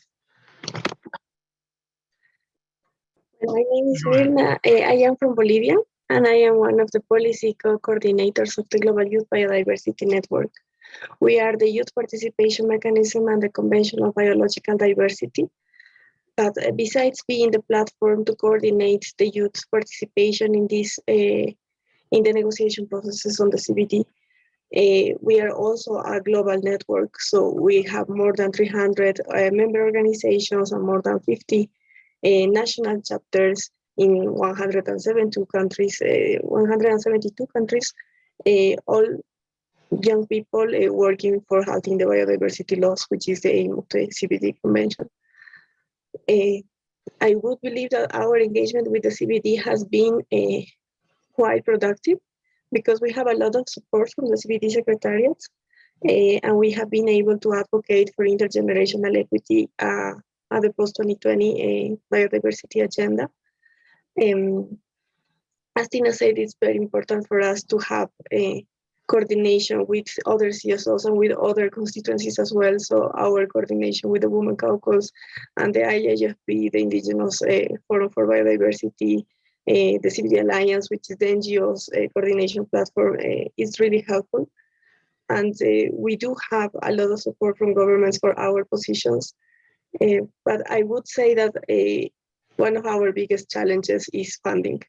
I think that accessing funds for having youth participation in the intergovernmental processes, especially for COPs, has been, I wouldn't say easy because it has been difficult to get the funding, but in the end, it's accessible. Like none of the funds have been arrived, but we know that we are going to have more than 100 youth delegates in the COP15 at the CBD. And with other youth organizations that manage to get their own funding, we're going to have more than 250 youth representatives in the COP15, which means that there is funding for youth participation in these processes. But for the implementation of the convention itself, it is very difficult to get funding. Especially, I think that the case of youth or on youth-led organizations is very special because most of these organizations are volunteer organizations. They are students, they don't have an institutional floor, they don't have a bank account, they cannot access the funding because there are too many bureaucratic barriers to get to these funds. Even the GEF small grants programs, they are very difficult to get for our chapters because there are national committees, the governments have a say on these. Also, most of the funds are already allocated when they approach this kind of grant schemes. And when we approach other donors to try to get seed funding for our chapters, for example, it is very difficult to convince them to get seed funding. It's easier for them to report that they had a youth participant at the COP than to report that they are supporting with some funding for a project or restoration, reforestation, beach cleanups, education, or the things that our chapters actually work on. So I would say that it is key to change the funding mechanisms to still eliminate bureaucratic barriers for youth implementation, youth-led implementation. We do have chapters that are acting like, I can say just example of my chapter, the Bolivian chapter is Bolivian volunteers, mostly biology students.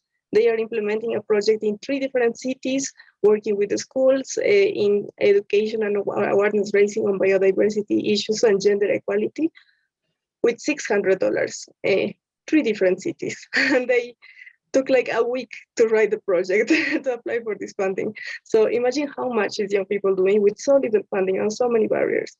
And I just wanted to share that maybe this is an aspect that we need to rethink to empower young people for the implementation. I'll stop there, but I'm happy to answer more questions.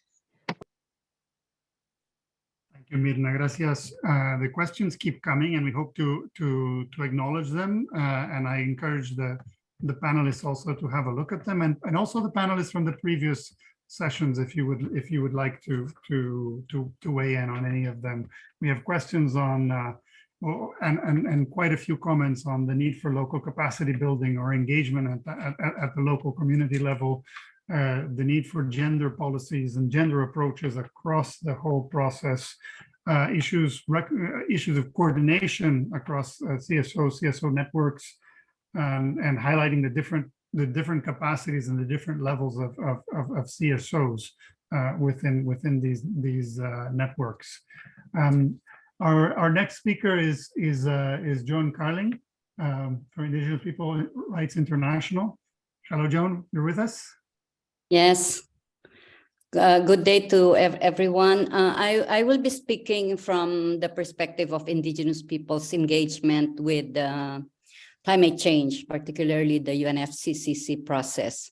So to begin with, Indigenous peoples have a very organized way of engaging with international processes, not only in the UNFCCC, but also in the CBD.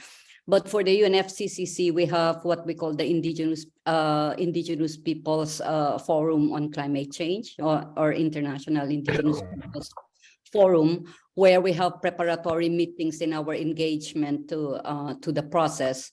And as a recognized constituency, the good thing is that we can participate as observer, but that's also the challenge, right?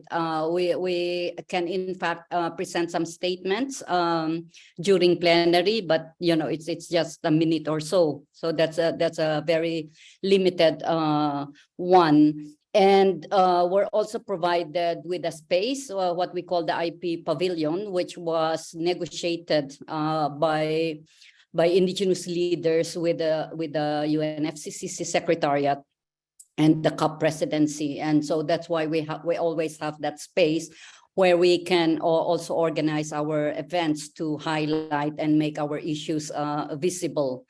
But my observation also in terms of the process and substance is that there's a disconnect between the global process and what I call the realities on the ground, or the local, because many of the discussions are more in line with specific targets, for example, on mitigation and adaptation, but they're not really aligned to the local realities, particularly of the most vulnerable or the most marginalized, and that includes Indigenous peoples.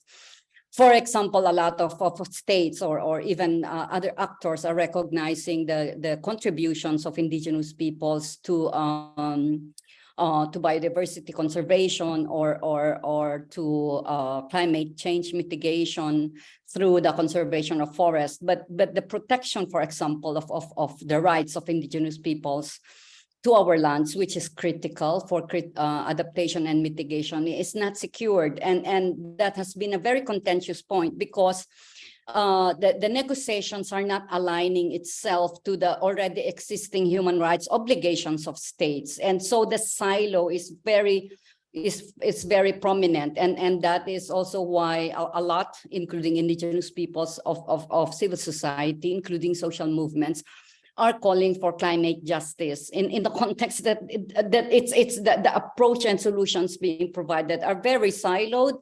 It acknowledges a need to change systems, but actions are not changing systems. All right.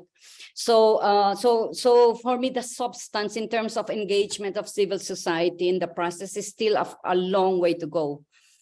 We are not a key player, so our are not considered a key player. Our voices are not heard in terms of making difference in the results, of the COP. The COP this year, for example, we've seen the unprecedented participation of indigenous peoples with more than 300, the biggest so far number of indigenous peoples engaging in the climate change process. And the very reason for this is because we are not being heard on the ground. We are not being heard at the national level. And people are expecting that at least we will be heard at the global level, but it's not happening that way. So we're optimizing other spaces to do that through organizing side events, highlighting our work on the ground, how we are contributing to climate change mitigation and adaptation. So that's what I consider as the bad and even the ugly side, when states, the negotiators, don't link their human rights obligations to the actions that they are proposing to climate change, and that is in fact leading to violations of indigenous people's rights on the ground, and that's what we're bringing in this global arena. Now, the other thing that I want to link to GEF and our work is in the climate change is the support of the SGP, the partnership between the SGP and the Right Energy Partnership that we created under the Indigenous Peoples Major Group for Sustainable Development, where we have signed a memorandum of agreement that the SGP allocates $1 million per year for community-based renewable energy project. And the first year has really dramatic impact on the ground, because this goes directly to indigenous peoples' communities to implement and manage renewable energy projects. And this has really been supporting not only livelihoods, but also education, empowerment of women, and skills and management capacities of indigenous people. So this, I think, is a very good model that can be upscaled in terms of really supporting initiatives of indigenous peoples on the ground on how to also address the impacts of climate change and enhance our contribution to climate change mitigation and adaptation. Just to say that the indigenous people's engagement in the climate change process is recognized in a way that we are a recognized constituent, but we need to be able to influence more the result of the negotiations through our meaningful participation. Thing is recorded. Okay, that was good. Joan, thank you for highlighting that disconnect between the global and local processes. The fact that many peoples, many communities feel that they are not being heard on the ground and being disconnected from these global processes, many other violations do occur. Thank you for highlighting that as well. There have been quite a few comments, some on funding, the need for funding, and that does keep coming on, funding for youth, funding for the networks, the GEF CSO network, to engage more effectively, funding for more work to be done locally, and so on and so forth. Money is always the answer, so we should always keep money on the table and talk about it, but we need to be creative with it. We know that money is always scarce, there's never enough of it, and there always will be demand for more. If there is a pledge to increase funding for CSO funding, we do need to to be ambitious, but to be creative about how the money can be put to good use. Because I think that will always be a condition for the funding to come and to continue coming. But without further ado, I call now on Arend Haas, who from the Africa Conservation Foundation. I also understand, Arend, you are a GEF CSO network focal point for Europe. So you're also bringing the GEF CSO network viewpoint into the conversation. Are you with us, Arend? Andres, this is Gabriela here. I just got a note from Arend that he had to get out from the meeting for a minute or two. So please get back to him later. Okay. Okay. So whenever, please flag. I see a black window and a muted microphone. He can join whenever he is ready. I would like to get back to any of our speakers, including from the first panel. If any of you would like to comment or call upon one of the comments you have seen on the chat window on the variety of themes that have been brought up on gender approaches, on the need for great engagement at the local level, at coordination. I will not call on anyone specifically, but any of the speakers. I think Marcos, you have made comments at some point, and now you raise your hand. So yes, please go ahead. Thank you so much, Andres, and thank you so much for the presenters that they have provided more specific examples on also indicating the challenges that they are facing when getting engaged in the multilateral environmental agreements. I would like to give again examples of what we are doing in the UNCCD, and I have just posted there a specific decision that is standard that we have in our process. Since COP9, we have a specific decision on the participation of civil society organizations in meetings and processes of the UNCCD. This is something that exists in our case. The Secretariat reports together also with the CSO panel on what has been done on this. There are several documents that we present, and then the parties, they come up with this decision, giving a specific mandate to the parties themselves, to the Secretariat, to financial institutions, etc. So this is also a way that where civil society can see themselves represented and highlight what they are doing in the UNCCD process. I don't know if it exists in other multilateral environmental agreements to this specific level by which CSOs, they report through the Secretariat, then it's presented to the parties, discussed at that level, and then there is decisions emanating from there. This is a specific decision, it's decision 5 in all the COPs that since COP9. But also, if you go through the text of the decisions taken, there are specific issues on youth.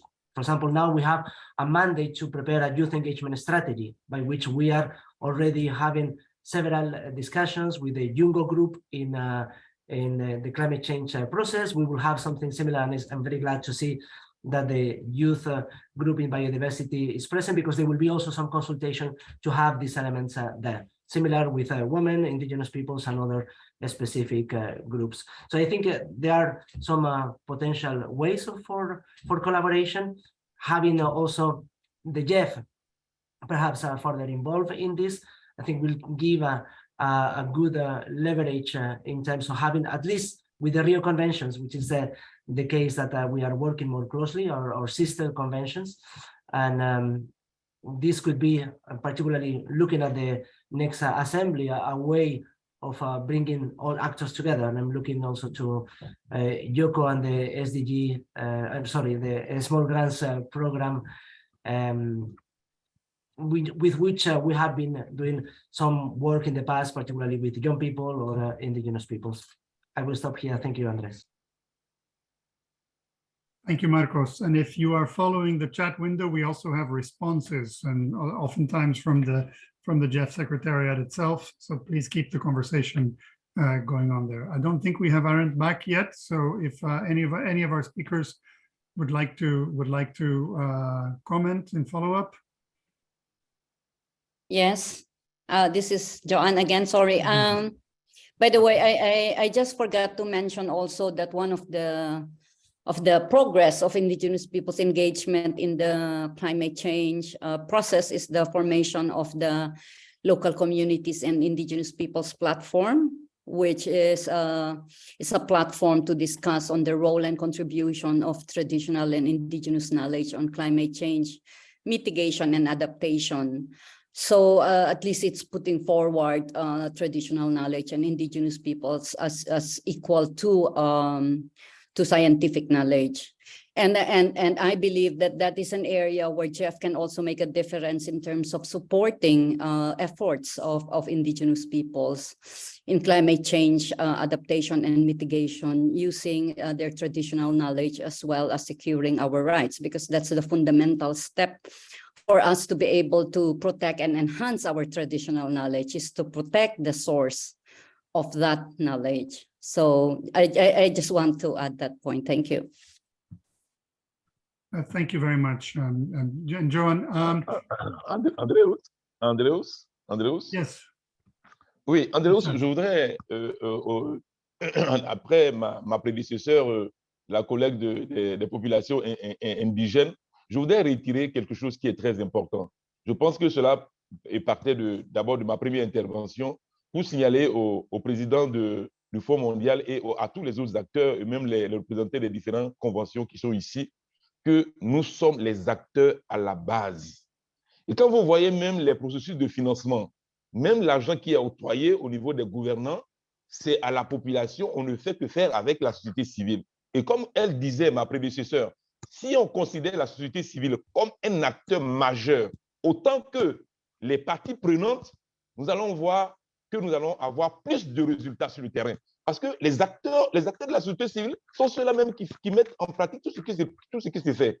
Et donc, quand on va des différents COP, même la COP qu'on vient de finir, la société civile, vous voyez comment ça se passe, les négociations. Donc, pour moi, je voudrais que le narratif puisse changer et qu'on puisse reconsidérer la société civile, qu'on lui donne la place qui est la tienne, parce qu'elle joue un rôle plus qu'important. Vous savez, tout ce travail que nous faisons là, c'est pour limiter, voire augmenter la résilience des populations. Et puis, on ne va pas revenir là-dessus. Et ceux qui le font, c'est la société civile.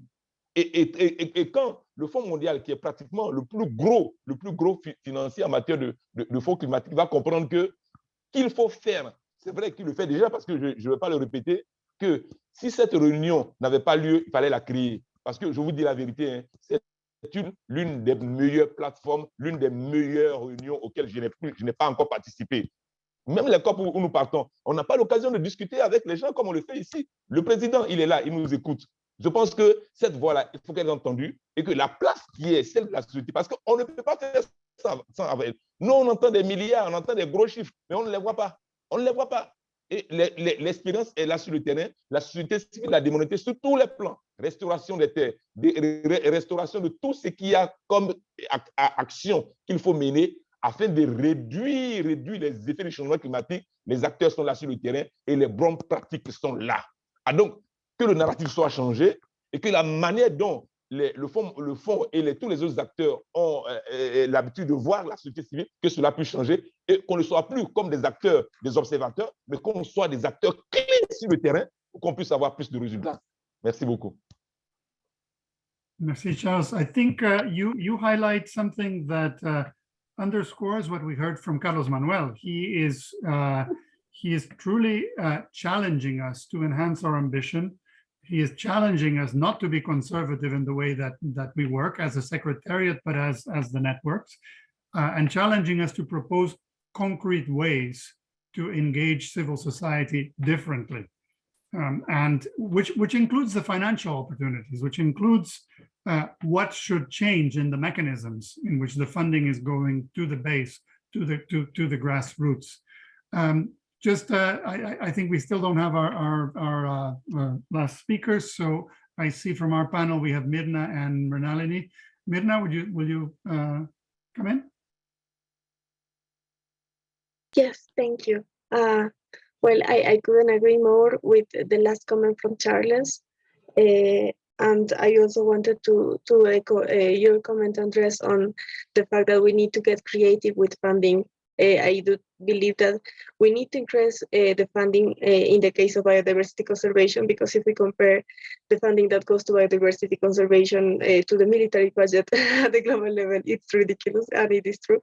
But it's not going to help if we just increase the funding, like the global budget, without becoming creative on how this funding gets to the ground and to the grassroots and to the people that is implementing the real solutions for biodiversity conservation and sustainable management, that are mainly indigenous peoples, local communities, women and youth communities. So we really need to ensure that this happens within our positions as USBA for the global targets. There is one target that is dedicated to finance and resource mobilization, that is target 19.1. So on this target, we are proposing to have a specific language on the target that refers to accessible funding mechanisms through direct funding resources for IPLCs, women and youth. And we hope that this is going to get support from the governments, so we can already start thinking about direct access modalities for these rights holders groups. That will have less bureaucratic barriers for access to this kind of funding. I think that's it from my side. Thank you. Thank you. Thank you. And thank you for confirming the insight that, the money is never enough, or the money will always be a solution for everything. But if we're not very focused, if we're not very strategic, it will go to the wrong places, or it will not reach those that need it the most. So we do need to create sharper and better working mechanisms. And Mrinalini, I think you also have your hand up.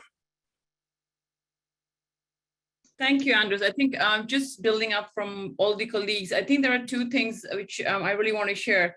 Without the funding mechanism, first, what we're talking about is that how to strengthen the engagement of the CSO network and so civil society, non-state actors into the work of the GEF. That funding is participation funding to these council meetings, etc. Right? What I think is really very important is there has to be two ways. So how do you really strengthen the participation of much more vibrant and diverse engagement in the GEF Council meetings, say, for example, but the other one is also to see how you can earmark funding mechanisms that would be put in place. I won't say much on that because a lot of colleagues have already shared how or what really needs to be done. Just again, sharing the space where GEF is, right? And I think like I think Joan talked about, and others also looking at indigenous people's rights, gender equality and the youth, GEF is also in a very big placement because GEF's work is also done to the implementing agencies, right? So for me, GEF also has a way of standardizing its standards. And I'm talking about the safeguards. You have a safeguard policy on indigenous peoples, and you also have a safeguard policy on gender. So I think it's really very important that how are these amazing work, let's put it this way, I mean, this plethora of work that is done by the GEF on safeguards policies, how would they also reach or provide, not guide, I wouldn't say guidance, but also provide some kind of a mechanism to strengthen these like you're talking about synergies, right? And I think it's really very important to see how we don't work in silos, but see where things are being developed, are higher, ambitious than another conventions or another MEA's policy, to then streamline it, like bring it up, that you don't have to restart that engagement again. And also including that, I don't know, like I think one of the key elements, of course, in the work of the GEF is providing input to the GEF Council meeting itself, which will be following the civil society, the CSOs. And I do know that there is usually a participation of the civil society CSO network members to speak at the council meeting. However, I'm also wondering how the discussions around the civil society consultation that is taking place would be also providing some kind of a recommendation to the council to take into consideration. I mean, like I think just looking at how, we're having these really rich, engaging discussions and recommendations, but again, they need to feed into something. Otherwise, we really then end up speaking with and among ourselves, where I think, we all agree, we are with the same thought, but how would this really then influence? That's what we want, right? How do we engage with the council members to say that, okay, this is a funding that needs to go to women's rights organization or indigenous peoples, but how that aspirations actually turn into actions. And I think just again, ending saying that the biodiversity financing is going to be a key discussion in Montreal. If all of you have seen the target that Myrna was talking about, it's split into two. The target is 1 page long each, because that is, I mean, whatever said and done, it kind of boils down to that, is who's going to do that, how, and where it's going to go. And that is one of the biggest discussions also for us to ensure that how would then GEF ensure that they also have these safeguard policies or principles where will also ensure that these aspirations of these rights holders integrates into its own work. So it's so participation is another part, but also saying the implementation part, and that's where I think it needs to be strengthened as the implementation part of things. So thanks, Andres. That's me. Thank you. Thank you. Sano initially raised a comment in the chat about engaging the GEF CSO network in the conventions themselves, and some have responded with some ideas or some thoughts about that, how that could take place. Any comments on that, Sano? I see you have your hand up. Yeah, thank you very much. Actually, what I think is, like for funding for gender, youth, or traditional knowledge, so we need to identify to what extent and the projects and programs want the participation. Example, when you talk about gender participation, so we need to quantify, we need to set a target to quantify the level of contribution, the level of engagement, the entry points, whether it is at the planning level, in the implementation level, in the monitoring level, in the evaluation level. So we need to identify clearly. Similarly, for the youth also, we want them to engage. We don't need a good word. We need a concrete steps, the entry points, where, how, when. Similarly, traditional knowledge, we need to, and then after that, when we identify, then we need to develop a policy strategy that support this process. Because if the policy strategy doesn't support, then that become an event. Example, when you like it, and then it will happen, and then tomorrow when you are not in this position, the newcomer, new officer doesn't think about that, then it will not happen. But if there is a policy, if there is a clear strategy that we want, example, 100 or 50 youth to participate from geographical consideration, from gender consideration, from different level of vulnerability consideration, different level of landscape, and then they know, the organizer, the host, they know that this number of youth should be, will have the opportunity to engage. So youth will know that we will get 50 people there. They can plan well, and then they can contribute well. But if it is not, then what we heard from our youth colleague, that at the end of the day can access to fund, but it's a big challenge. So if the policy support, then they can be better prepared for participation. They don't need to be so much taking headache to access to funding, running here and there, who can fund, how to, they can reduce this one. So my key message is, we need to identify the entry points, how, what, when, who, and then policy strategy should support it. Thank you very much. Thank you, and thank you for your thoughts on how to on the how-to of these decisions and the fine balancing act that we heard also from Natalie. I see Frederick has his hand up, and after Sano, we had Sana also at some point. Oui, merci. Frederick, over to you. Oui, bonjour. Bonjour à tous. Vous m'entendez? Nous, oui. Ce que je voudrais partager, c'est que nous, on parle de défis, d'ambition. Et si on regarde les 27 années, 27 COP là où on en est, on sent que les défis restent encore très grands. Et si on réfléchit, on change du paradigme pour qu'on investit beaucoup plus sur l'esprit et puis la dimension, l'idéologie du système éducatif qu'on est en train de mettre en place. Parce que là, maintenant, le défi de l'environnement, le défi du changement climatique est vraiment un défi planétaire.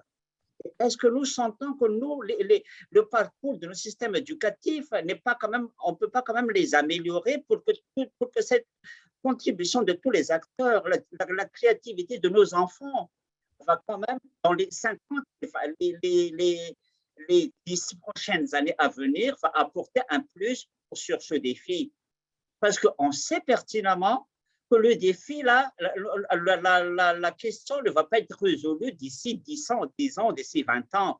Donc, pour nous, Actions sans frontières, on milite vraiment depuis pas mal de temps que tant que nous n'apportons quand même un changement de paradigme au niveau de nos systèmes éducatifs, c'est-à-dire à partir des enfants, parce que le défi ne se limite pas uniquement à aller planter des arbres, mais c'est vraiment le concept, c'est la philosophie de la vie. Comme on disait, là, nous, on ne peut pas résoudre le problème tant qu'on n'a pas de financement. Mais la nouvelle génération, demain, les solutions qu'ils vont apporter ne vont plus dépendre du financement. Mais c'est son comportement quotidien qui va apporter ces solutions. C'est ça le nouvel défi mondial. Un exemple, par exemple. Est-ce que nous ne comprenons pas que c'est la culture que Elon Musk a eue depuis son enfance? Il a aidé à apporter ce changement dans son apport dans le développement de la créativité de l'automobile. C'est cette culture qu'il faut partager de nos enfants.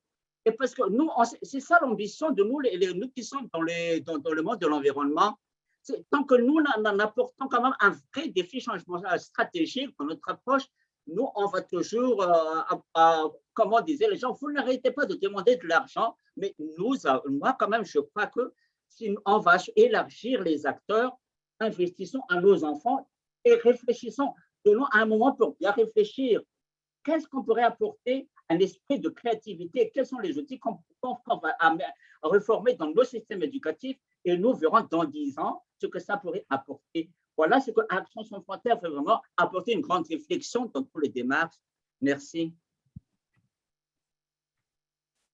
Thank you. Thank you, Frédéric. I don't know if Melanie or John, you have your hands up again, or you haven't put them down. I wanted to as we are aiming towards je vais tomber. Merci. As we are starting to aim towards the closing of our conversation, I want to bring the focus on the point that Rena made about synergies, about convergence between the efforts of the different conventions that the GEF serves, and the role of civil society. Having studied the engagement of civil society in funds and facilities and conventions, it looks like we have sometimes wheels that operate separately.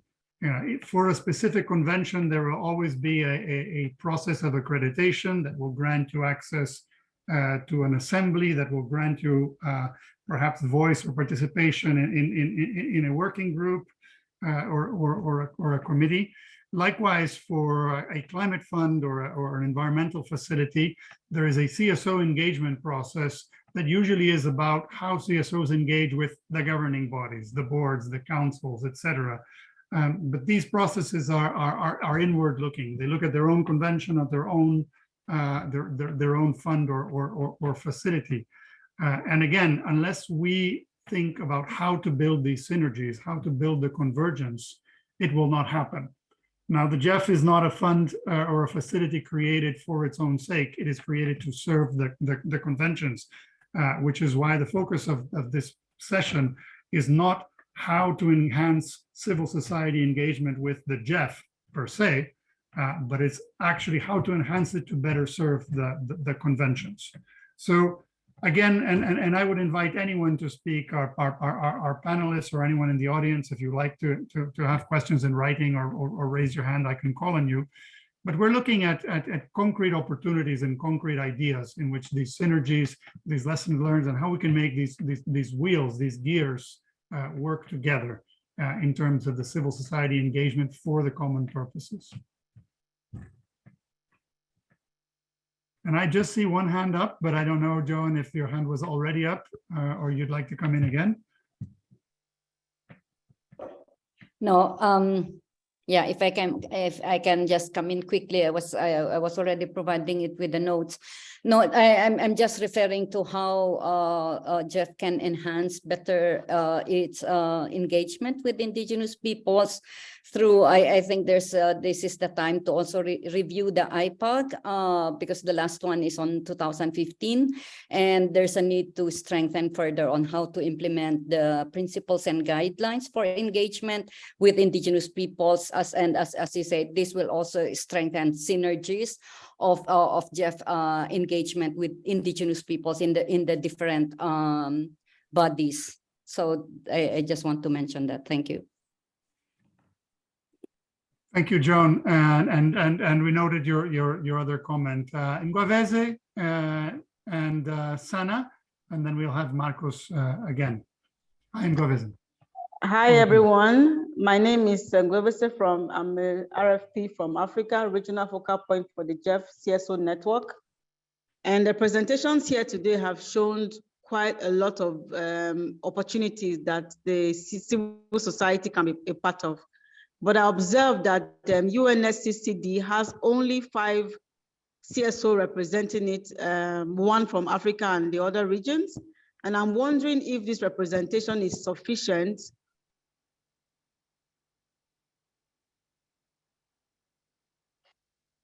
that has to be done at all the regional level and the number of civil society and challenges. So I don't know if the UNSCCD can further enlighten us on why they have such a little representation and for such a broad context and issues and opportunities that, you know, other civil societies can also support in addressing.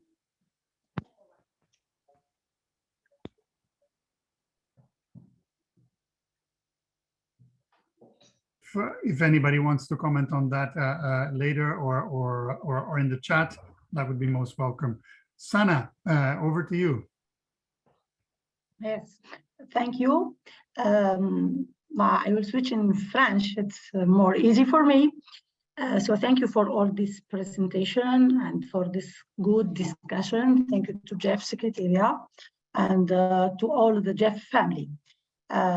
Bon, pour ma recommandation, c'est que les ONG sont présents dans les agences, en tant que membres, dans l'UCN, dans les organisations des Nations Unies, UNEPMAP, Convention de Barcelone, etc. Donc, j'encourage les ONG d'être aussi dans ces autres networks pour justement avoir partagé leur expérience, d'une part, à faire du plaidoyer, donner leur avis, mieux placer,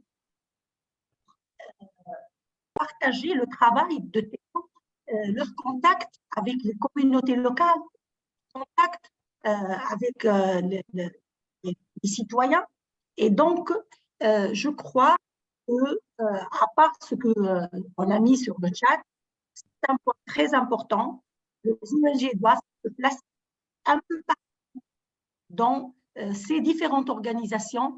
Là où ils sont, ils peuvent donner leur avis d'une part, leur expérience, parce que nous avons noté au cours des dernières années qu'ils jouent un rôle très important pour justement faire montrer ce qu'il y a de mieux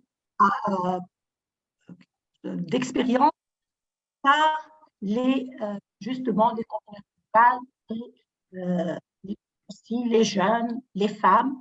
Et on a vécu une très bonne expérience dans les Small Grant Projects et les projets du GEF, que ce soit à travers les agences, que ce soit dans notre travail avec le GEF, au cours des meetings ou des autres événements très importants pour les ONG. Je vous remercie.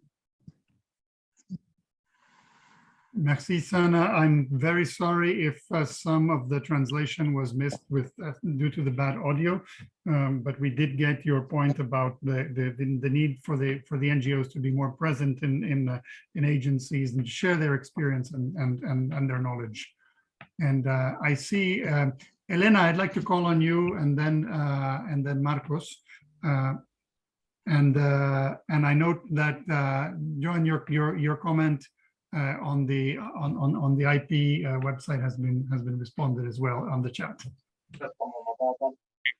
Okay, thank you very much for the opportunity again. Also, just to add a few other thoughts, that the GEF could also be supporting and facilitating the possibilities for NGOs to provide the ideas and recommend priority areas of work, and maybe this roadmap that may be starting.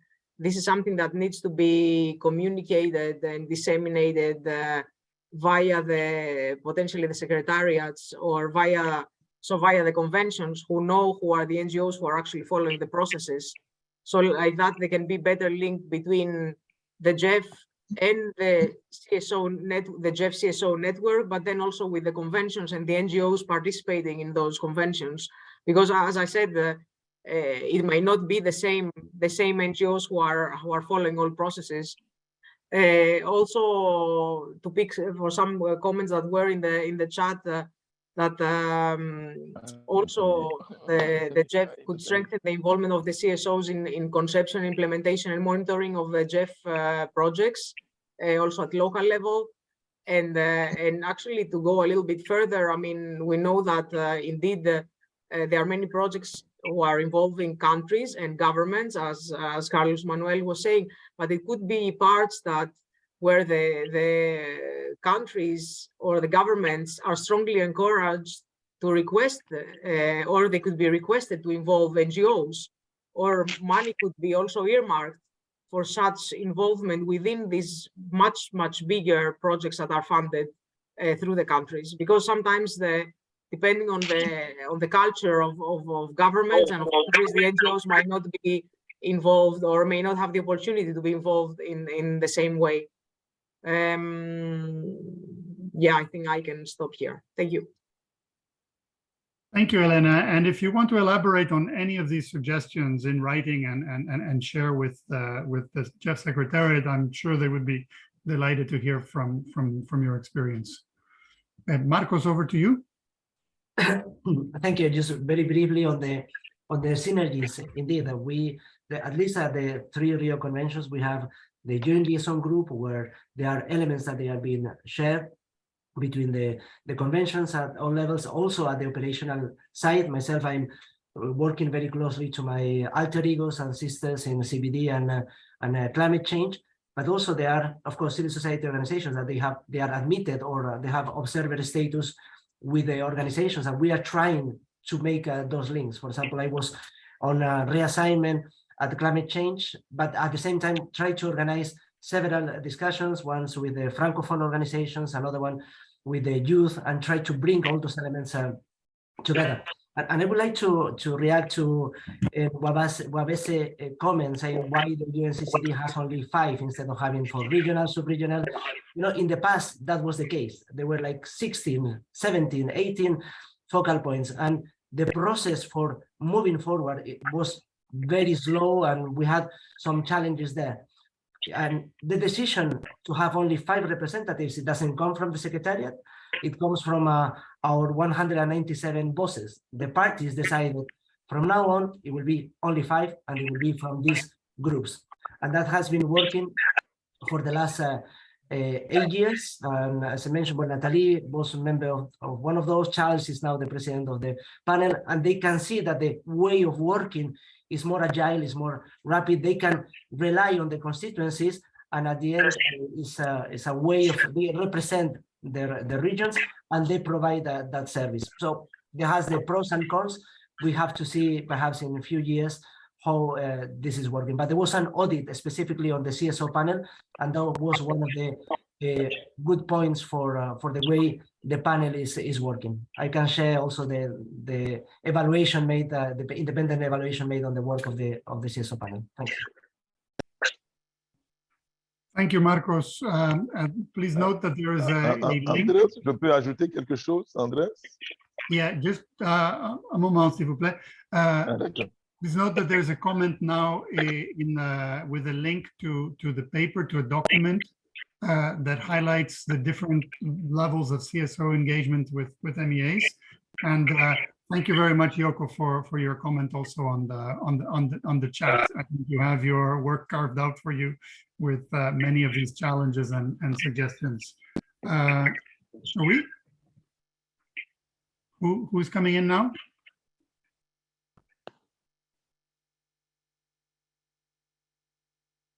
Sorry, I missed who was the person trying to come in now. Is this Cabine? C'est Charles, c'est Charles. Charles, OK. Oui. Donc je voudrais renchérir un peu à la suite de Marcos par rapport à la préoccupation de l'une de nos collègues qui a intervenu tout à l'heure par rapport à la participation et à la représentativité des ONG accréditées auprès de la Convention de la Lutte contre la désertification. Je pense que comme Marcos venait de le dire, c'est vrai que c'est vraiment stratégique le nombre qui a été mis en place. Et nous sommes déjà en train de travailler avec le nouveau panel en place par rapport au plan de travail qui sera mis en œuvre pour que la collaboration et l'interactivité entre les différentes ONG de tous les continents soient de mise. De toute façon, vous savez que de toutes les trois conventions, la convention contre la désertification est la première. Et donc, nous travaillons tous, parce que sans la terre, on ne parlera pas de changement climatique. Sans la terre, on ne parlera pas de biodiversité. Et donc, au niveau de la convention de la lutte contre la désertification, en tout cas, notre panel, nous souhaitons que les autres conventions de Rio, auxquelles les ONG aussi sont aussi rattachées, qui s'inspirent de ce qui se passe, parce que personnellement, mon ONG, nous sommes accrédités auprès des trois conventions. Et donc, le travail qui se fait au niveau de la convention de la désertification, c'est un travail parfait. Et nous sommes disposés à partager tout ce que nous faisons avec nos chers collègues. Et puis, pour terminer, je voudrais un peu rappeler un peu au président de la coalition des ONG qui travaillent sous le Fonds mondial pour l'environnement. C'est vrai que je viens de faire sa découverte. Moi, on ne savait pas que quelque chose comme ça existait. Et donc, nous souhaitons qu'à partir de lui, que tous les points focaux dans tous les pays puissent prendre aussi attache avec nous et qu'on puisse travailler de manière collaborative. Merci beaucoup. Merci, Charles. This has been a very long session and we're getting ready to wrap up. We have the three last people with their hands up that I will call upon before we hear from our final discussants. But before that, I would like to ask everyone if you could please turn your cameras on. Even if you have a poor connection, turn your camera on for a moment. We will be taking a group photo.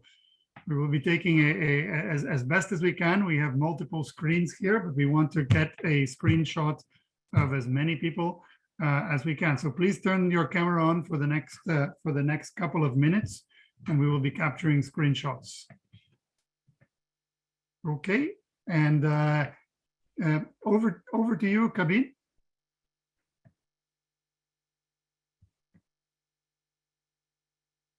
Bonjour, bonsoir, et merci de m'avoir donné la parole. Je suis M. Kabir Doumbia du Mali. Par rapport au fond, parce que comment travailler avec les États, souvent la société civile en a beaucoup de problèmes, surtout ça dépend aussi des pays en fonction des démocraties. Parce que souvent la société civile, nous mettons la pression et les États, quand la démocratie est un peu fragile, nous avons beaucoup de problèmes à travailler avec les dirigeants. Et il faut en tenir compte. J'aurais souhaité, étant donné déjà que dans les différents domaines, on sait qui fait quoi actuellement. Par rapport à la restauration, nous savons qu'il y a des spécialistes, maintenant il y a des organisations qui sont regroupées au sein d'une organisation par rapport à la restauration et Marco est notre point focal au niveau mondial. Étant donné qu'on a 5 représentants, pourquoi ne pas allouer un fonds par rapport à la restauration au niveau de cette instance maintenant qui, à son tour, nous savons, au niveau de l'Afrique, notre représentant a déjà parlé. Eux, en fonction de ça, organiser les choses pour qu'on puisse avoir un impact par continent et par représentation. Et en fonction des spécialités, ça, je parle uniquement par rapport à la restauration et à d'autres domaines, biodiversité ou autres, il y a des experts aussi par rapport à ça. Voici ce que je voulais dire en bref. Merci de m'avoir donné la parole. Merci, Kabir. Thank you very much. I see in the chat there's a lively discussion on Elena's comment. Elena mentioned about the different arrangements of the different conventions in terms of the participation of CSOs. And indeed, that is very properly covered in this note that we have sent a link. You see that different conventions have different practices, different accreditation mechanisms, and in fact, likely very little coordination. There could be a lot of sharing, and this is one area that the GEF is very much committed to, learning lessons and sourcing best practices. I would like to call on Maria Elena, who has patiently waited for us with her hand up for a while. Maria Elena, over to you. Thank you. Sí, muchas gracias. Los saludo desde Baja California Sur en México. Y yo hago una propuesta al GEF SEC, al secretariado del GEF, porque cada uno de nosotros en nuestros países, nosotros como una organización que está como punto focal de las OSCs en México, yo visualizo la oportunidad de tener un diagnóstico precisamente de frente a las convenciones. Si bien no todas las organizaciones son socias de GEF en México, somos realmente pocas las que estamos registradas, pero creo que hay una gran base social organizada que puede y que está haciendo impacto sobre las diferentes convenciones. Pienso que si tenemos un diagnóstico de cómo las organizaciones de la sociedad civil están trabajando en el terreno, podemos tener precisamente esa fuerza de impacto en lo local para poder transitar a los cambios que están propuestos en la agenda para las organizaciones de la sociedad civil. Por un lado, y que estos fondos puedan ser dirigidos de manera estratégica a estos temas y a estos grupos y así hacer un cambio colectivo más profundo en el territorio. Bueno, pues yo trabajo en consejos en asociaciones civiles en áreas naturales protegidas. Y creo que una de las oportunidades que hemos visto de cambio ha sido la capacitación precisamente en la participación de los consejos. Entonces también propongo una capacitación al interior del Consejo de las OSCs del GEF para formular precisamente estos grupos de trabajo, subgrupos de temas específicos que pueden ser convenciones o algunos otros más temas que nos conjunten, ¿no? Entonces propongo también un tema de capacitación de la participación de las OSCs en esta red mundial de las OSCs de GEF. Y bueno, los saludo desde México. Muchas gracias por permitirme estas palabras. Gracias, Maria Elena. And again, if you would like to share more details of your proposition, your suggestion with the GEF Secretariat, feel free to do so in writing, in email, and I'm sure it will be appreciated. Unfortunately, I will just take one last more spoken comment from Tumaini. Con mucho gusto, así lo haré. Tumaini Charles, and anyone else who would like to add, please use the chat window, which has been very, very lively. Tumaini, please.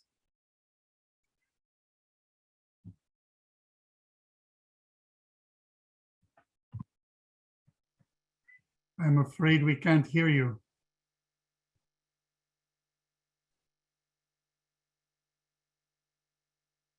I'm afraid we can't hear you if you can't sort out your... Hello? Hello. Hello, this is Surya from India.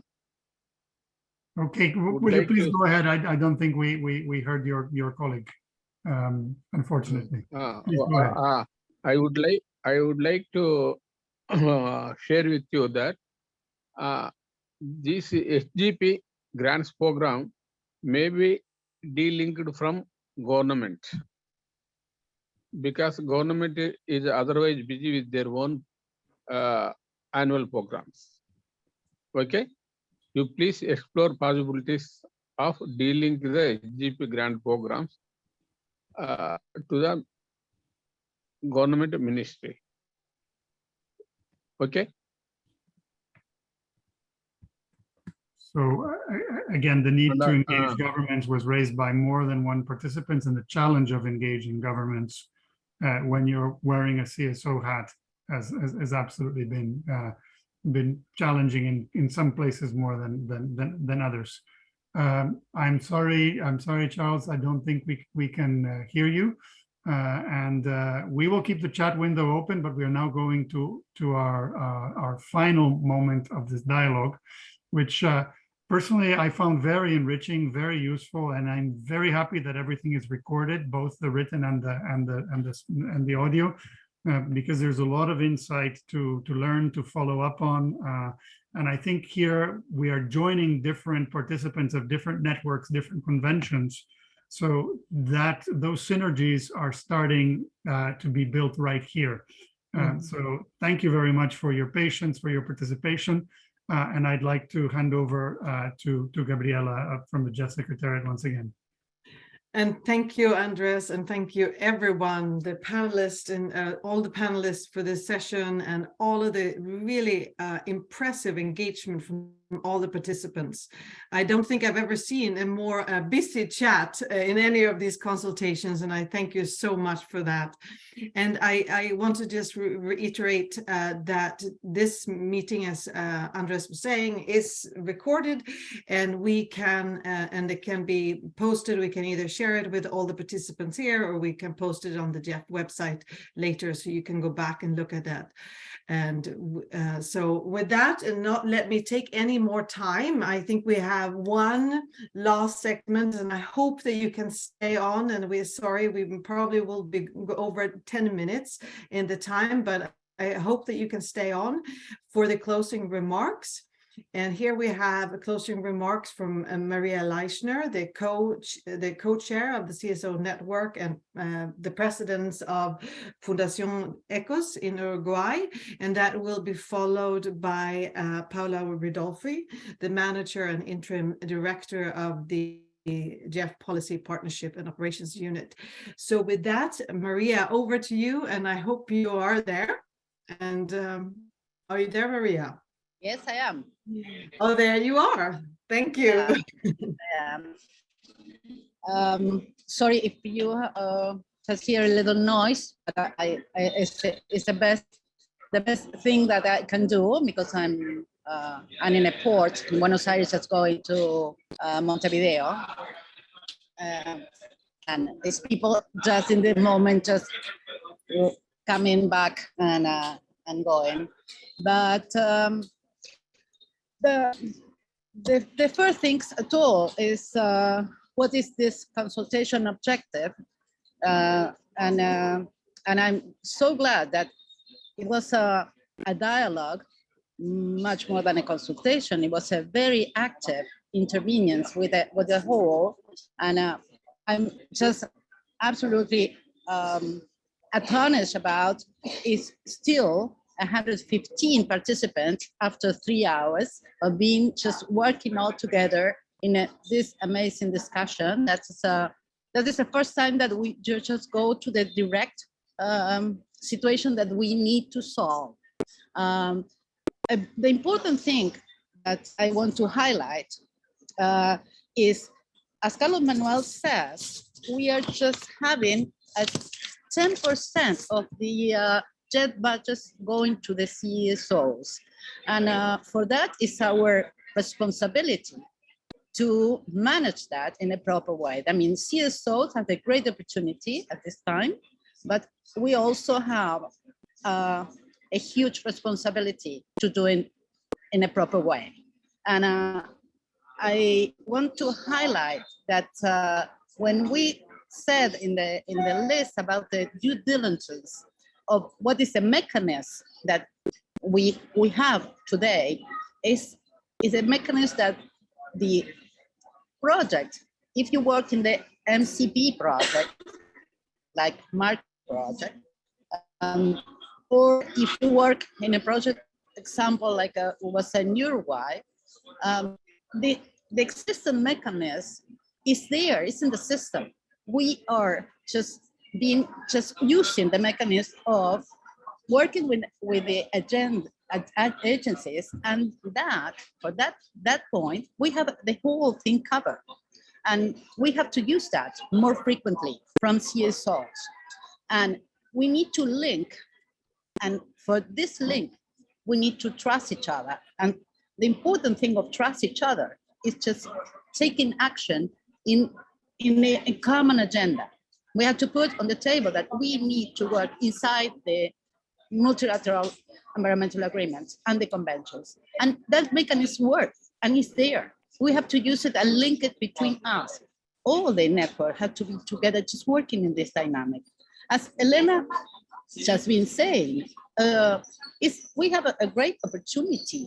And the thing is, maybe we are not always asking for funding when the funding now is an open door. If we're talking about the 10% of the GEF budget to CSOs, really, we can make a change.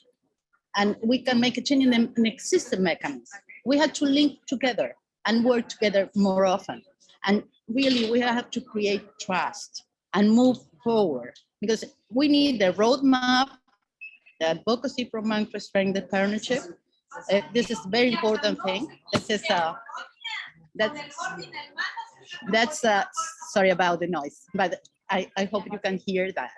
And another thing what I want to highlight, because I just taken all that,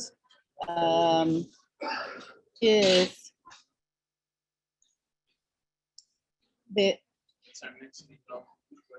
I don't want to miss the small grant program role, because really we have there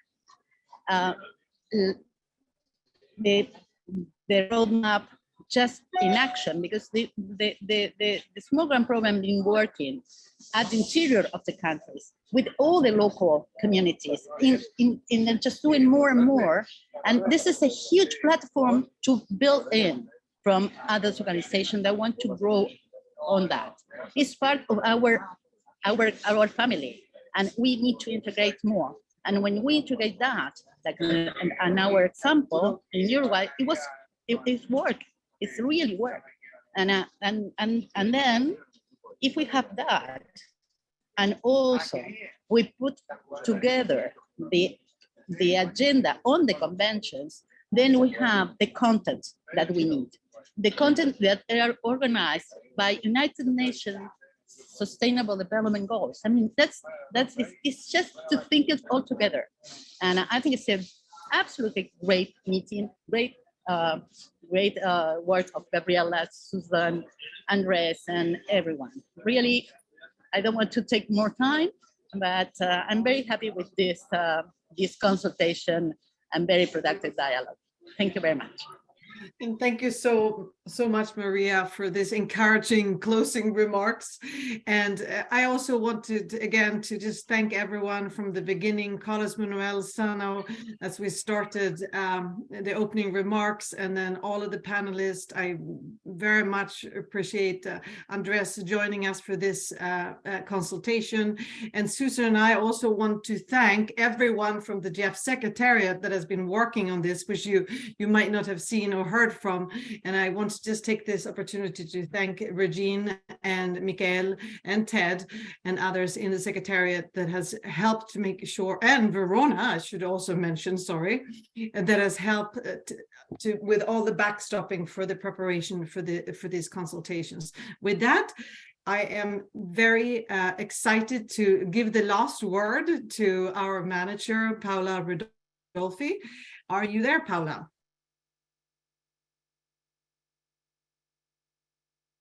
I am, Gabriela. Thank you very much, and thank you, everyone. This has been such a fantastic forum, and the conversation has been great, as Maria just said. Gracias, Maria. And this is, as somebody said, I think it was Charles, there is really nothing like this CSO consultations to engage among us and exchange.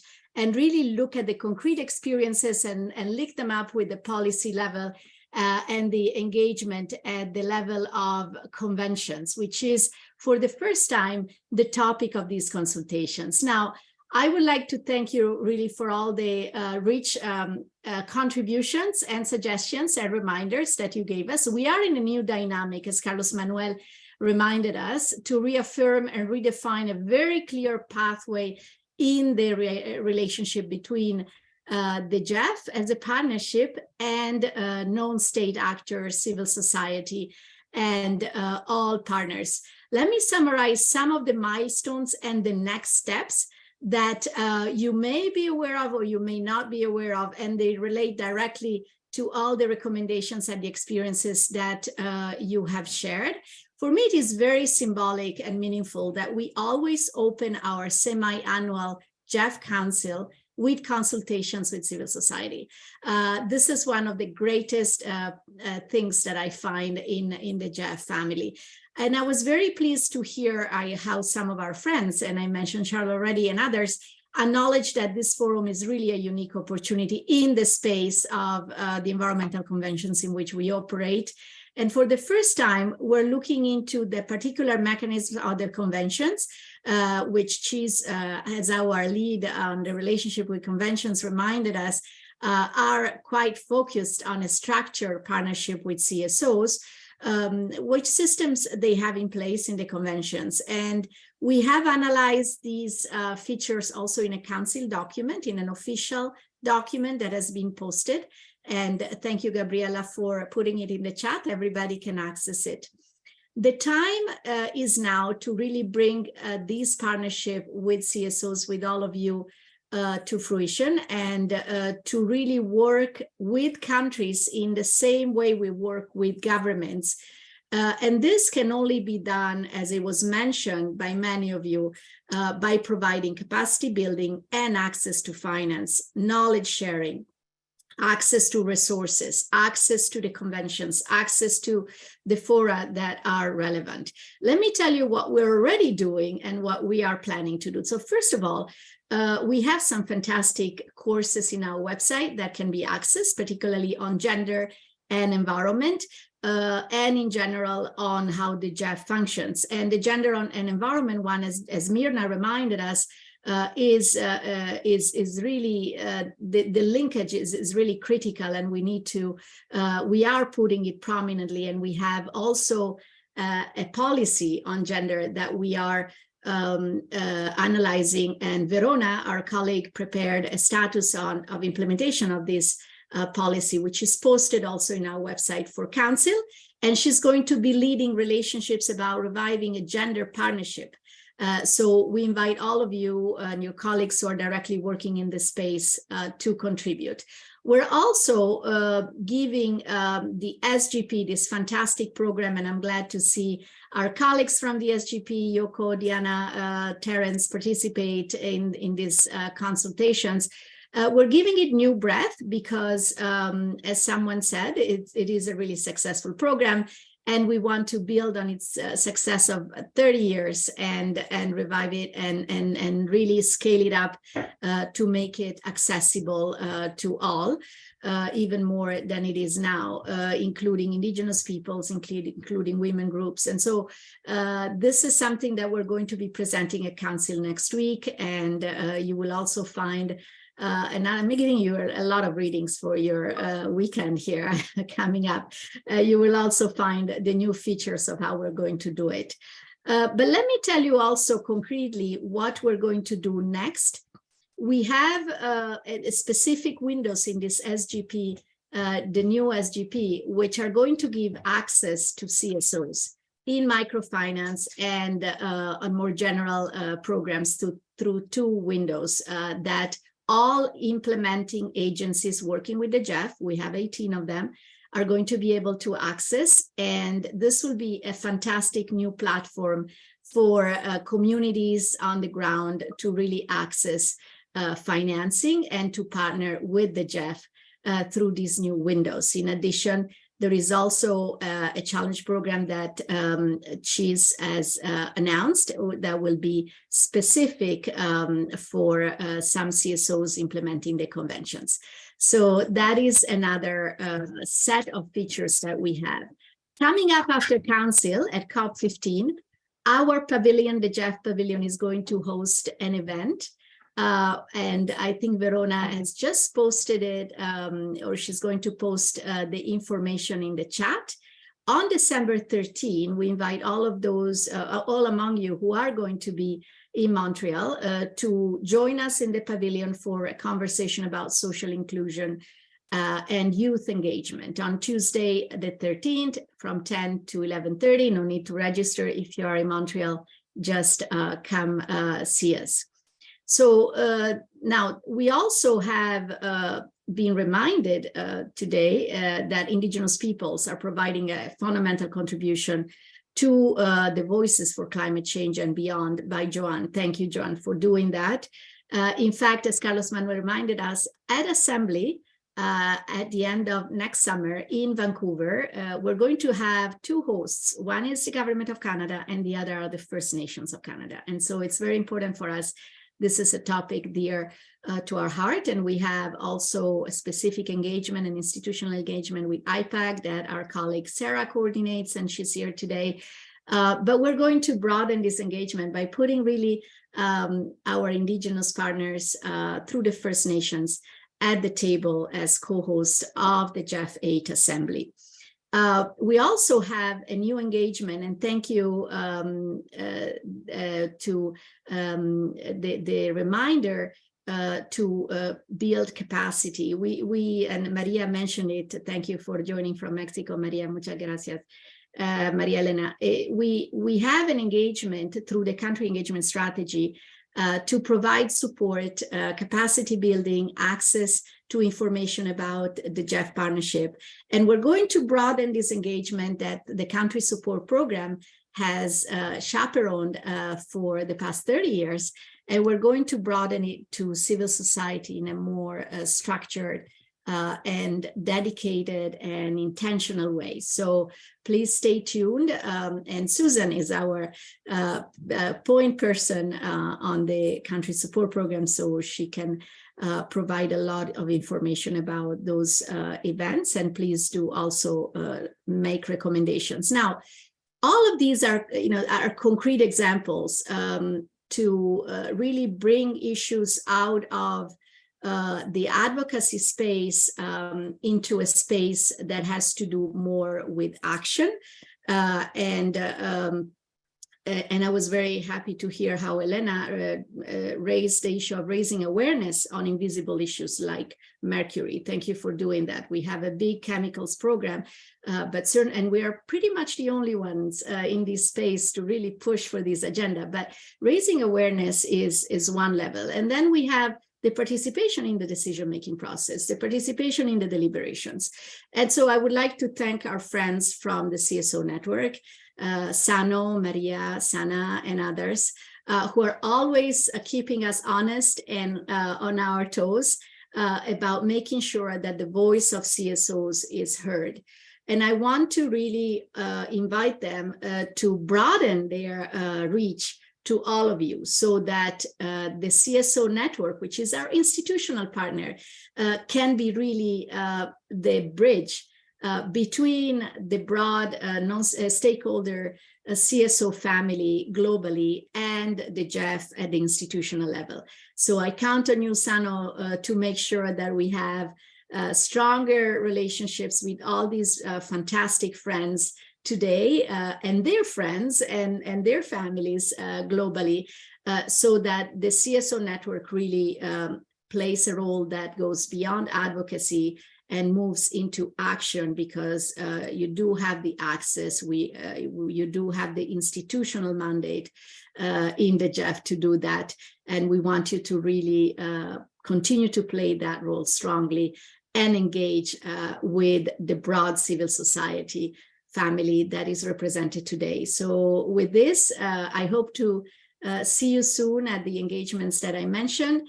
I really thank you for all this work that you do, for all your time today, including from really difficult time zones. Let me thank Gabriela, let me thank Andres, let me thank Susan in the background, and Verona Ikuko, and in the background also we have Ted, Regine, Michael, and other colleagues who are making this meeting possible. So thank you again, and we hope to see you in person or virtually at the events that I mentioned, and please do stay in touch. Thank you. Thanks again, and have a good rest of the day and the week. Thank you, everyone. Bye-bye. Thank you. Bye-bye. Thank you all. Have a good day. Bye. Good day, everyone. Thanks. Bye-bye. Thank you, Corinthine. Thank you. Bye-bye. Bye. Thank you, everyone. Thank you and goodbye. Thank you and goodbye. Bye bye. Bye-bye. Thank you. Bye-bye. Thank you. Bye-bye.